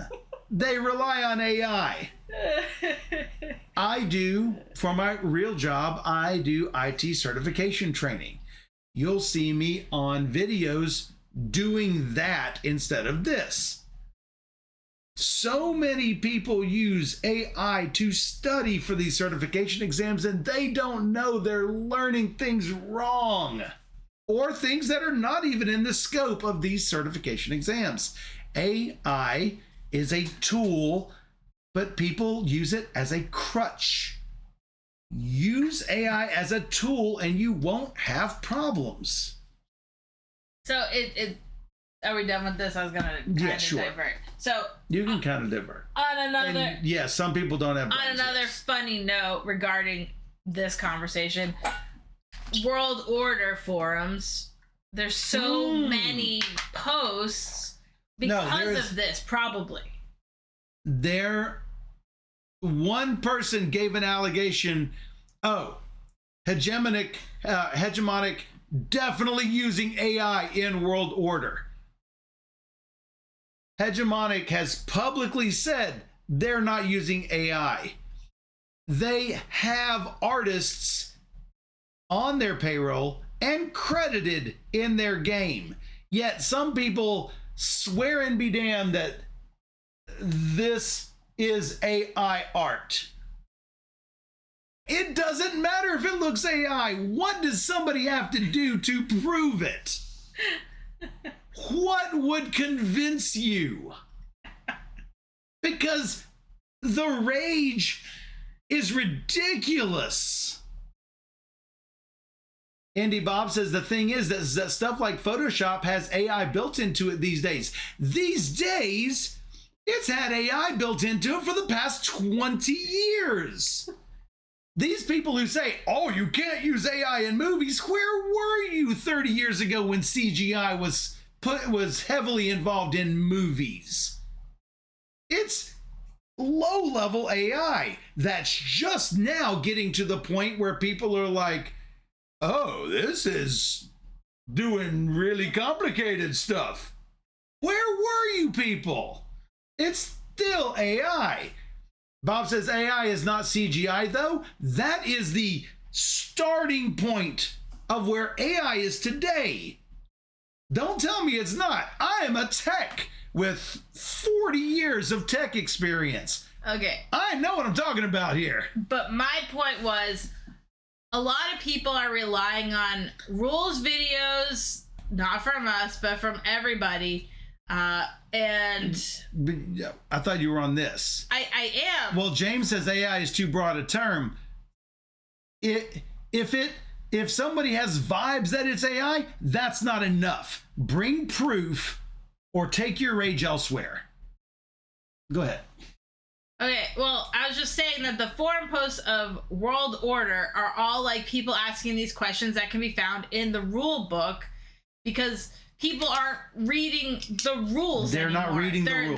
They're finding other ways of being taught, and it's being taught poorly, and nobody cares to go look in the rule book for answers. So therefore, there's 500 forum posts for World Order because people are too lazy to read the rule book, which is basically what I was coming around to say, not because of AI, but because of people maybe using AI by inserting a rule book, hey, answer this question for me, and it's either answering it wrong or not finding it or whatever, and then they go ask the question on BGG, or just asking the question on BGG before trying to look in the rule book for People the don't answer. look. People don't look anymore. So that's all I was getting at. The flip side of the coin is that rule books are getting to be so darn bad these days that people are relying on other sources and not the rule book, which is a shame.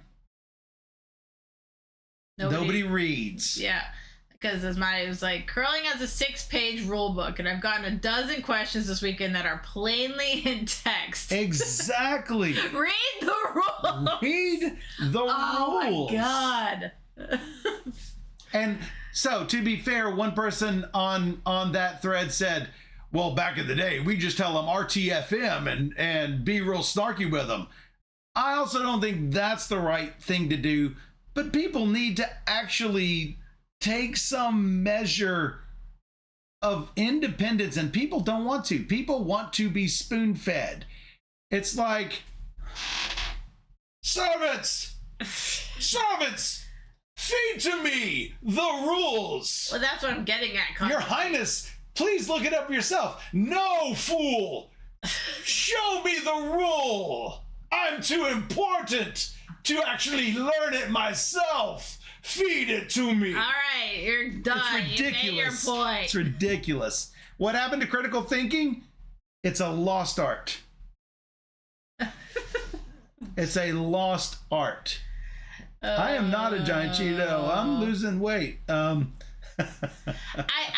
fully understand a lot of people learn better from a video. I find it very hard to read like a dense rule book like World Order. I would never make it through World Order. That was very difficult. I couldn't do it. Cosmic Beat, if people are learning from a video like ours, that's why we do this, because I am reading the rules for you.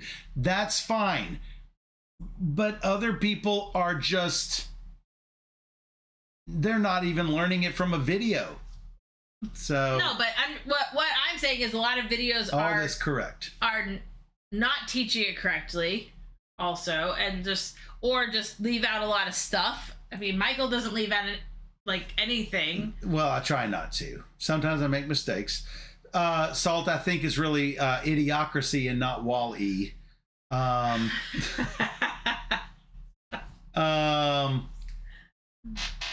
Yeah. Yeah, exactly. So next game. Way tangent. Okay. But not really. These things need to be discussed. Anyway, Oasis, new life on a distant world. This is not the original game Oasis. This is a different variant of that. In Oasis, you have critters that are migrating. Some are on surface, some are subterranean. You're going to take your cards and you're going to get bonuses. Sometimes when you play them, sometimes when you clear them, sometimes when they get flooded away, and sometimes when they rest. Some cards let you draw cards. Otherwise, you're not going to be able to draw cards. You are trying to get as many cool symbols as you can to get majority bonuses for trophies. And I enjoyed this game quite a bit. However, I think my strategy is weaker than other strategies. I did a rest strategy. I'm like, oh, I get a bunch of things that rest, and then I can just sit on them all game. Nope. No, you really can't. Because you really can't. You really want to be cycling out these cards and getting bonuses for cycling out. And then happenstance get the rest cards during the rest time. Like, make that happen. But if anything, you want them in the subterrane so that they all go away, so you can like get new cards. Anyway, I like this one a lot too. We are gonna do a full playthrough with this one. They're sponsoring us for this. So that's Kimmy cool. says, I can't tell if it's cute or weird. It's both. It's sort of on that line there of cute or weird. It has a lot of cute, but it also has a lot of like creepy crawlies. It reminds me of a little bit of Red Raven's critters, just not as beautifully created as Ryan Lockett. Now, to be fair to the op, Ryan Lockett art up here. So no slam really on the op. They did make it look at least visually interesting. So yeah, I think it's a cool game. So I'm excited to show that off when we have the chance to do some live streaming playthroughs. But Bob, agree to disagree, right? It does play 5 players, and I don't think it would take that long, but I'd probably just stick to like the 4 or fewer, just because it will keep it snappy. It says 60 minutes on the box, but I think with 2 players it'll be faster than that. Yeah. So that is Oasis New Life on a Distant World from the Up. Yeah, it's good. I like that one. The next op game. Don't know where we are because I had to cancel away. I'm pretty sure I just remember because we played it after it. It's called Tap 4. Tap 4. So.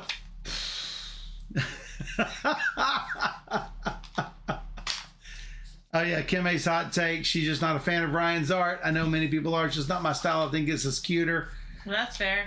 Yeah, I am not a big art critic. Tap 4. We started reading the rules to this, and we were like, you bet incorrectly, Salt. we've played this before. Hey, Matthew. Hey. So in the rules, I gotta find it.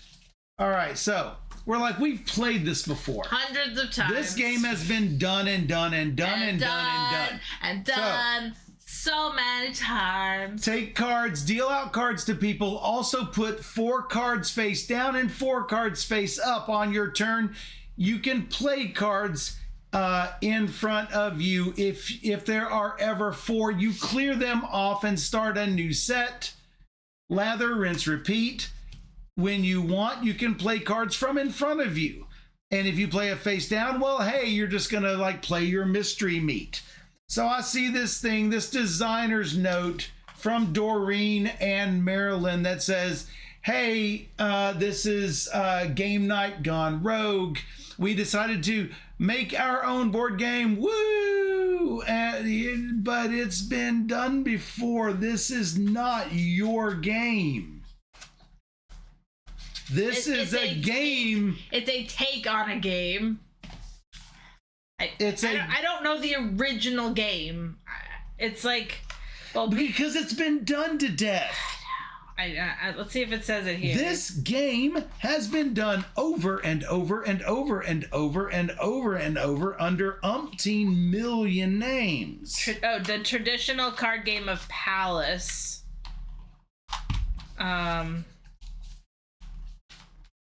This was not a game done by Doreen and Marilyn, if that is their names. Yeah, but like Hungry Monkey recently, Karma. Karma is what we have mostly seen it advertised as. But I'm like, what was the other one? Like the broom game we played for Bethany and Sweep or Swept or Swoosh or Broom or... Don't know.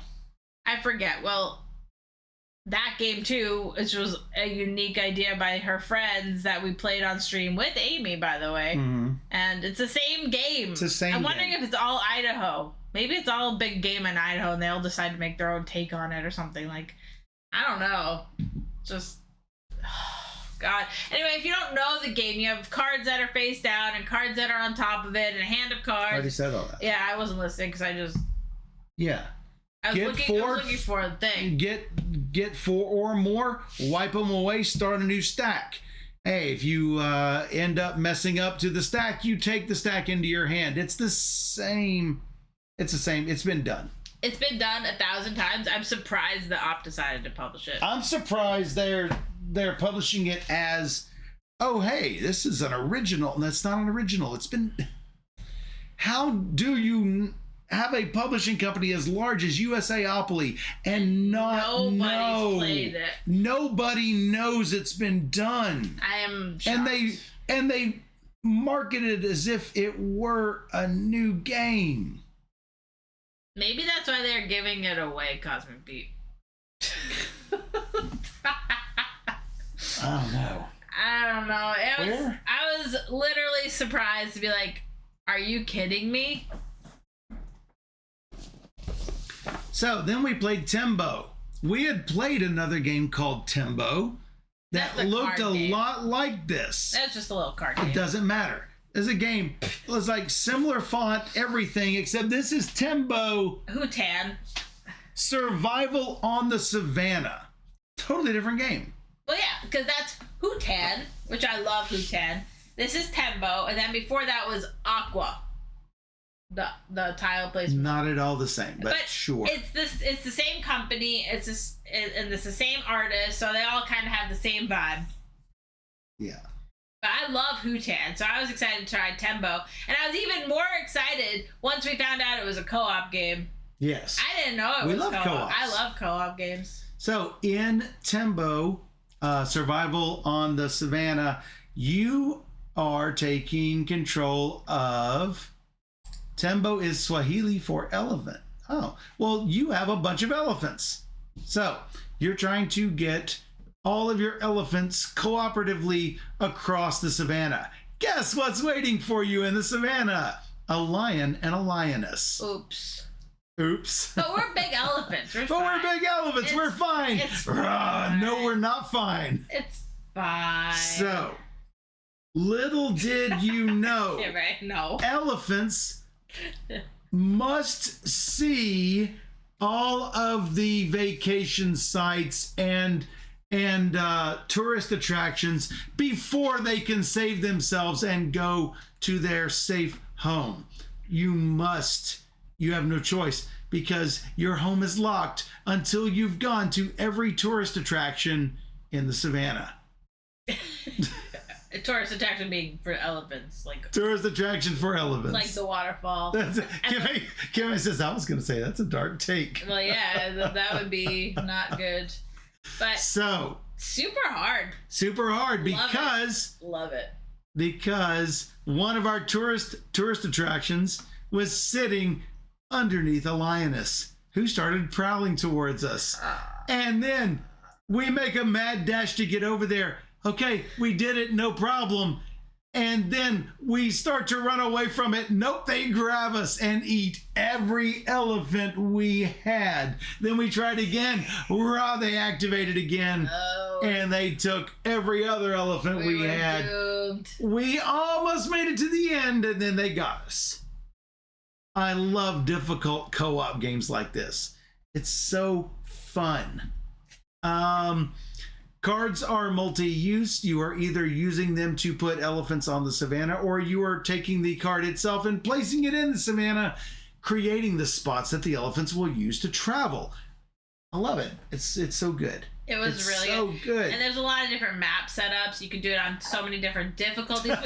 We did it on like a medium difficulty. We did medium. And just barely lost. Barely. Like, now granted, we could have made some better choices throughout the game that we could have won more easily, but I really like this one. Of the three, Tembo, Hootan, and Aqua, I kept Hootan. I really love Hootan, but I really love Tembo too, so Tembo 2. This was probably the best game we played yesterday. I liked it. Yep. I really love it. So be sure to check out Tembo Survival in the Savannah on the Savannah if you also enjoy co-op challenges. I don't think it's as hard as Ghost Stories. Not nearly, because we almost won. No, what? Oh, back up here. We almost won.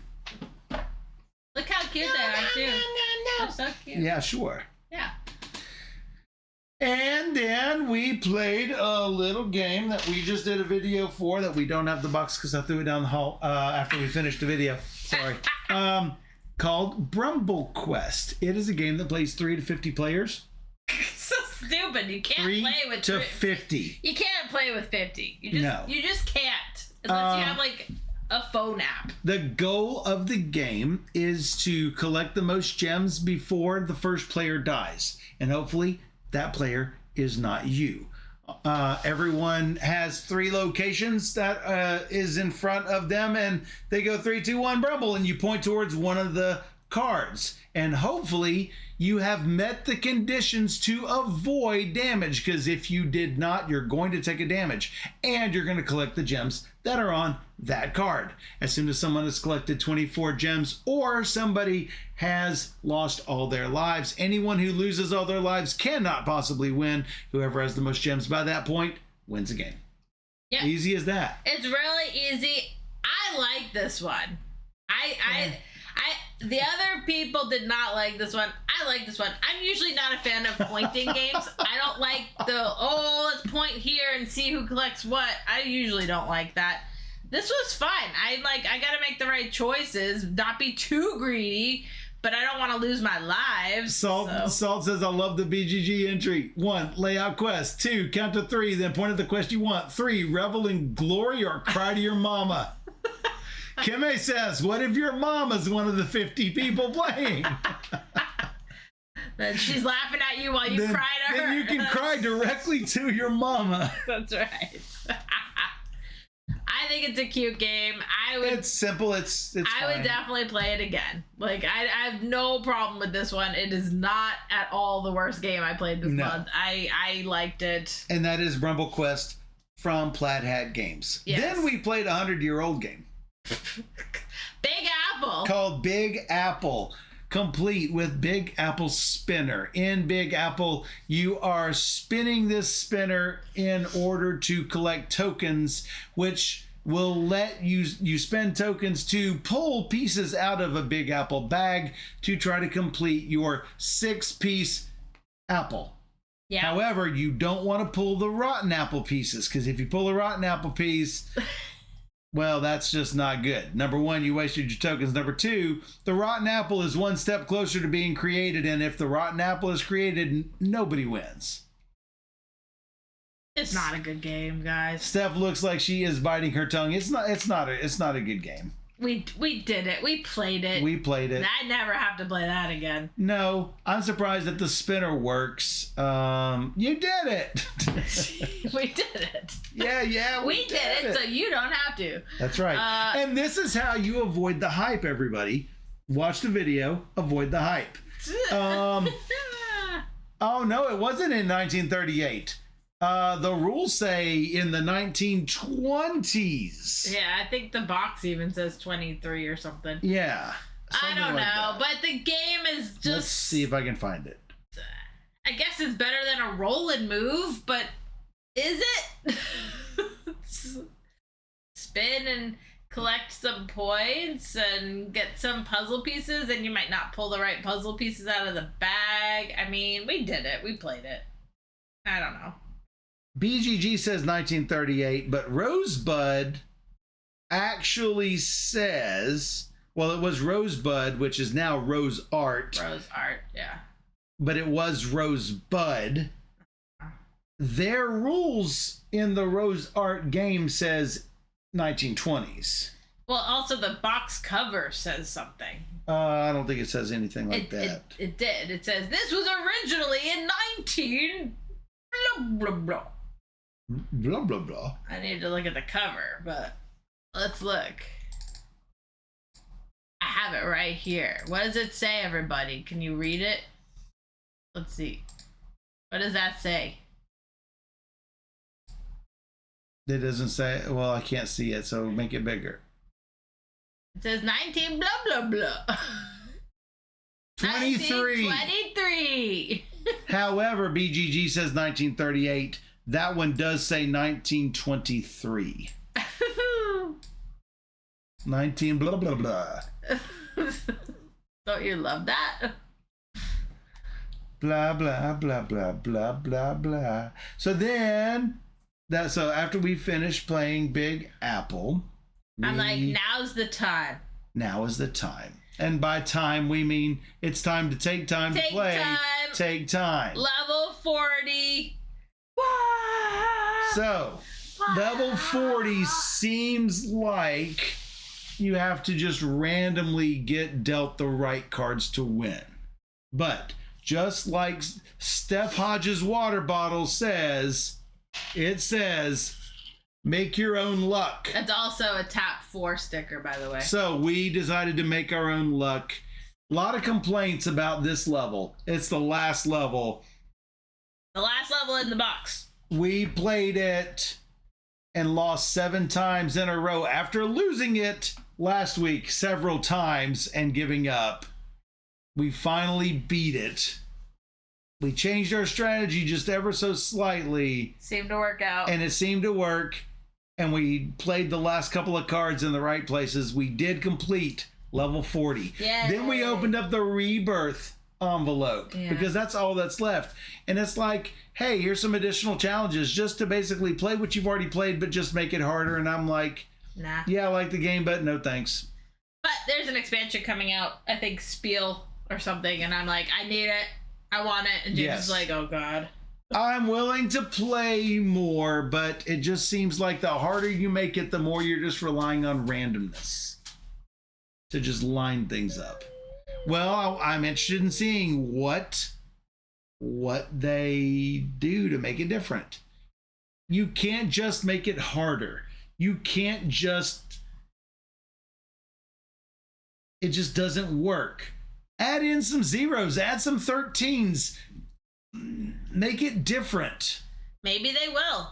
Maybe they will. We'll see. I love Take Time. I'm so sad it's over. I'm so sad it's over. It's not over till it's over. But, well, yeah, but you guys don't really seem to like that much anymore. It's fine. We don't like just having to fight the random monster, which is sort of how I felt on like level 6 of Regicide Legacy. But anyway, before we get into Regicide Legacy and all that stuff, let's just move on to the next one. It was getting to be midnight, so the end of game night was quickly approaching. We're like, hey, we finished Take Time. We got a little bit of time to play a few more games, and we ended up playing 4 more games. We decided to play more dexterity types because the right time to play dexterity games is late at night. Yeah, so I recommended this one. It said only 15 minutes on the box. I'm like, how hard could it be? It's called Rocking Raft. So we played Rocking Raft. So in Rocking Raft, you have 3 different color gemstones plus the wild black gemstones on a wobbly raft where you are trying to fill up your lifeboats with those precious gems. Oh, dang, Salt. Salt's never a right time to play. I love dexterity games. So, in Rocking Raft, you take your finger, put it on the raft, put it all the way to the table, then let go quickly and let the gems resettle back onto the raft. So, any gems you cannot put on your lifeboat get moved to the next player in line who get to benefit from your glorious bounty. So, there are some people on some of the Opinionated Gamers, which is a game review group of old curmudgeons like us, or like me anyway, because she's not old. They say it's too easy. I challenge them. Are they following the rule of putting their finger all the way to the ground? Because if you just barely tap it, you're going to get only the gems you want and none for anybody else. That's not how to play. The rules clearly state all the way to the ground. And I would go wham, and then things would just fly. As a result, everybody else got to partake in your wham, and as a result, the person sitting to your left won majorly. No. Yes. Behold, Susan Perry with 27 points to your 25 to my 22 to James's I was close. 16. James had bad cards. You were close because you went bam. Maybe. So, that's Rockin' Raft from Horrible Guild. Yay! It's cute.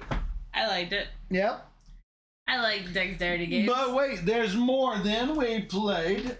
It's not up here because we played games off of the shelf of unplayed opportunities, not the review stuff. Yeah. We played a game called Hula Hoo. Hula Hoo. This was a game with cards from 1 to 13 and a bunch of sevens. Sevens are jokers.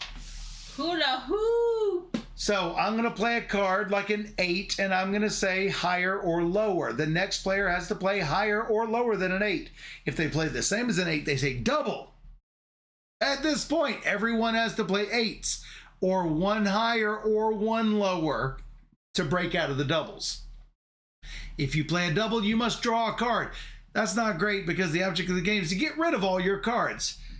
This is sort of like Karma, in which it's been done before. Sevens are jokers. They can always be played. They will always reset whatever is going on. That's pretty much the game. It's better than Tap 4, but it's essentially the same thing. It's essentially the same, except instead of getting groups of 4, you get doubles, and then you have to call higher or lower. I don't like if you go to the highest number, you could say higher. Yeah, still. you can play your lowest number and say lower. Ha ha ha ha! Gotcha. But you really? Also, because it's a game of points, the person who knocks me out should get all my cards as points. That should be a rule. Like, I automatically designed this game better than them. Like, no. I developed it better. Like, in 2 seconds. I'm like, really? Nobody even tried. You could call it Hula Hoop and put Steph Hodge on it. Yeah, I could.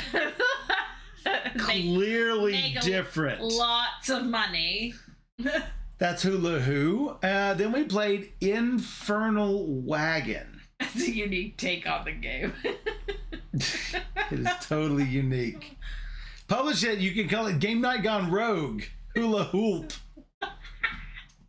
Wow. What was Infernal Wagon? I'm trying to remember here. This is a cooperative real time. We have 7 minutes to get our cards played and find the exit. So, mine explosion. We find a mine cart and we're trying to escape. That's basically it. Yes. So, you can only ever have 2 cards at a time. Symbols from the exit of one card have to match the entrance of the next card. Otherwise, you're going to take a penalty. And usually that is an explosion catching up to get you. If you play a card that is incorrect, it might make you lose one card in your hand permanently, in which case you're not having any other cards to play. Everyone just plays there without any sort of turn order as quickly as you can to get to the bottom card, which is the exit. And if you get it, then everybody wins.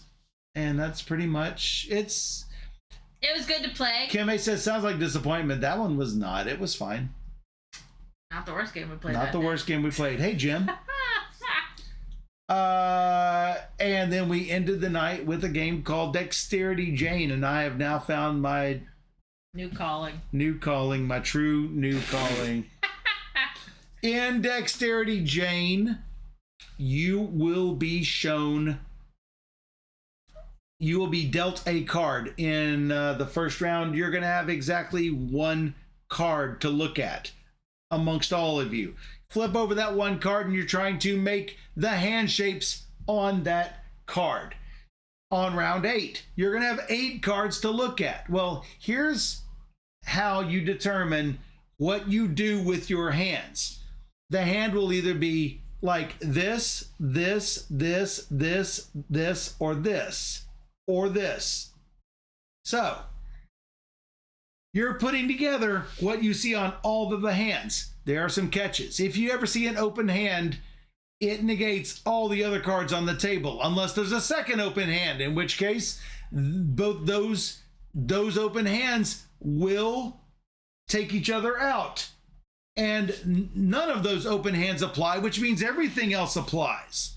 Let's say you had a card that was like this, and then you had another card like this. Well, they cancel each other out, so you need to have your finger like this. So I'm sitting here calculating which fingers are up and which fingers are down. When, with both hands, you know what I'm saying? You're trying to find out what you're supposed to have. And here I am at the table, like, when you are done and think you are done, you say first or second or third, and you've locked in your choice. If you're correct, you get the number of points equal to the round. If you are second, third, or fourth, then you are going to get just 1 point. It's not a memory game, so it's not memory. You're looking at the cards on the table. It's real time. Real-time pattern recognition. Yeah, it's real-time pattern games, and he usually doesn't love those. I am terrible at pattern recognition. Not when it comes to hands. At speed pattern recognition games. This one, I don't know why. I collected 45 points. To Susan's 14, to James's 11, to Steph's 3. It's funny because there was one round that happened, so we're all sitting there like, I can't show it, but we were all sitting there with our hands on the table. We're like, what about this? And there's I'm not going to flip anybody off, but That's so funny, though. So, oh God, Naruto ninja signs. No, it's not. Anyway, that was our week. That's our week. But we ended with a weird finger game. And it was interesting. It was weird. I like interesting games. It wasn't a keeper. I think I've seen everything. My hands hurt afterwards. I was like, oh my It's God. really hard to keep your hands in one position for so long. Okay. Dexterity Jane. It's called Dexterity Jane. It was on the Greater Than Games website sale, and so I picked it up because I never played it. But it was definitely worth playing. Yep. I saw only one movie. Whoa, now we're on movies. I only saw one movie too, and it was an epic tale. What was it called? It was the Odyssey. We saw the Odyssey. I'm like, Michael, we're going. Okay, fine. We're going right now.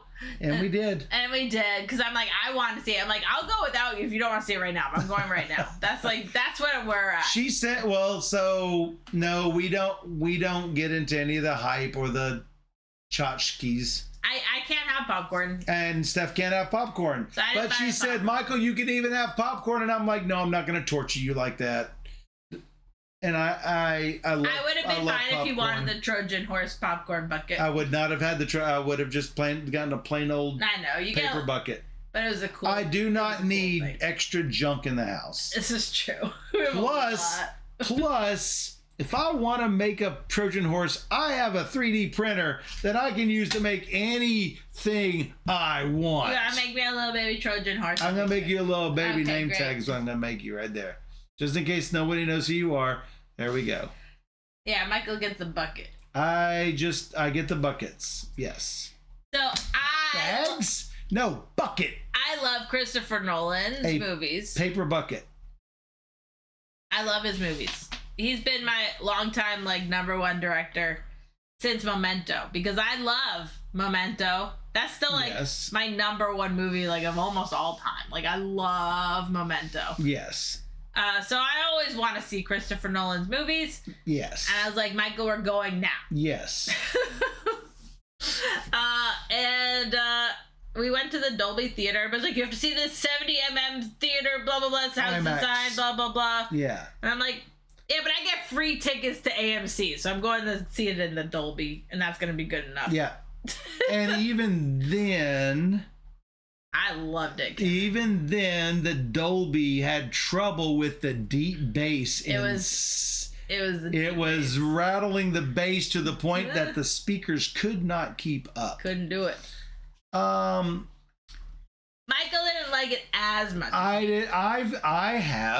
loved it. I found flaws with it because I read the original tale. It made me want to read it. In fact, not only did I read the original tale, it was my 9th grade of high school, like not in 9th, just starting out in high school. We had to do a project. I did mine on the Odyssey. I did a computer adventure game. For those of you who know what Infocom Zork games are, I created my own text-based adventure game based on the Odyssey, where you go around and you encounter all of these same obstacles that Odysseus had to deal with before getting home.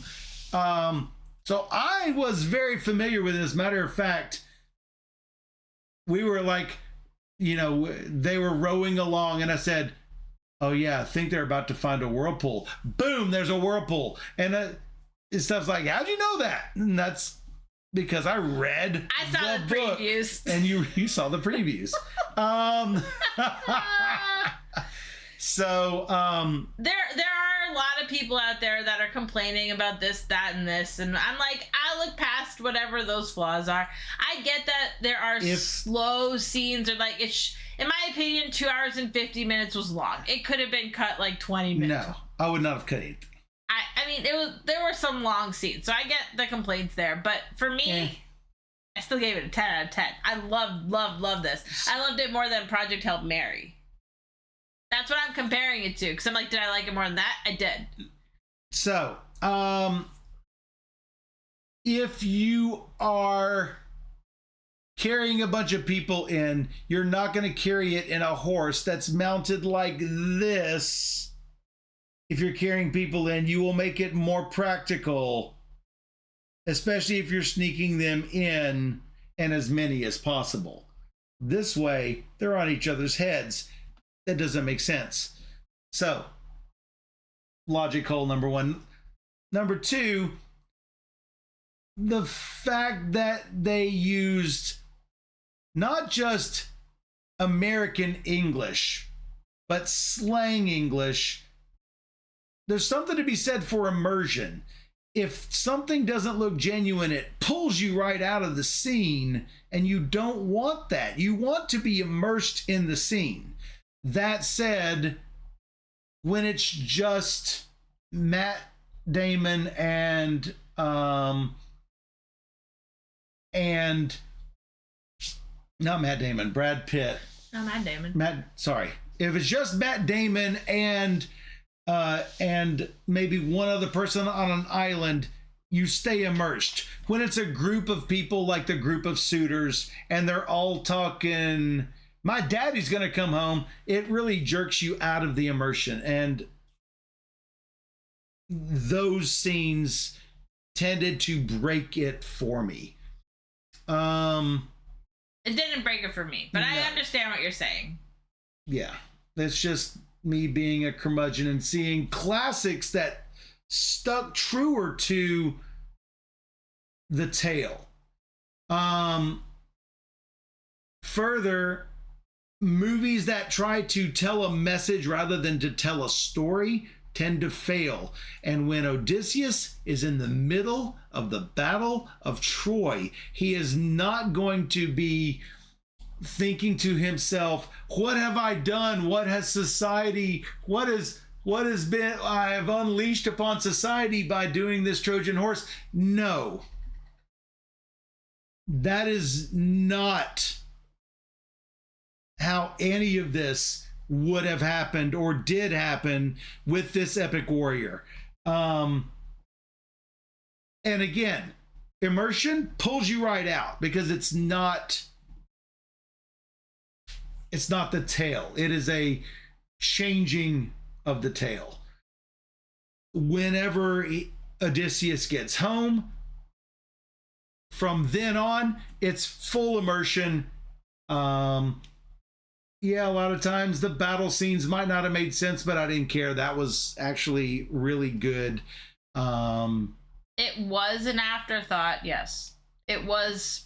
Shouldn't Troy just be an afterthought? He's basically telling it to somebody and it's showing us.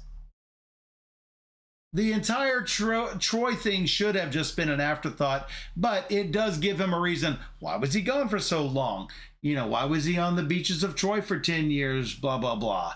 I get it. That's fine. But don't then put Odysseus in Troy where he is just unleashed the master plan to get inside the gates of Troy and wreak havoc. He's not then going to look around, oh my God, I've destroyed society. No. Don't do that. But that's my own opinion. At me when the Odyssey talk is over. It's over. We're done. It's over. But I loved it. Everybody should see it. It was really good. It was fine. I give it an 8. 10 out of 10. It did not suck. I would see it again. A lot of people will call it the best of the year, I'm sure. But yeah, that was the weekly recap. It was 2 hours and something minutes long. Yep, that's what happens. Yep, that was a lot to talk about. If you enjoy weekly recaps like this and you want to see more, we do this every Sunday just about, as long as we are streaming. And if you want to see rules, teaches, and playthroughs and weekly recaps and overviews and top 10s, then be sure to like, subscribe, follow, and tell everybody. You can find us on YouTube. We have 2,200 of these videos, if not more by now. Just find us on YouTube. Search for Board Gamer Steph. Hey, that's you. That's me. Or even better, you can join all these people in the chat live on twitch.tv/BoardGamerSteph, where we stream every Wednesday and Sunday evening at 5 p.m. Central, and we bring you 3 games or more every single stream. So come join us on Twitch, where we bring you all the games. And for those on Twitch, we'll be right back.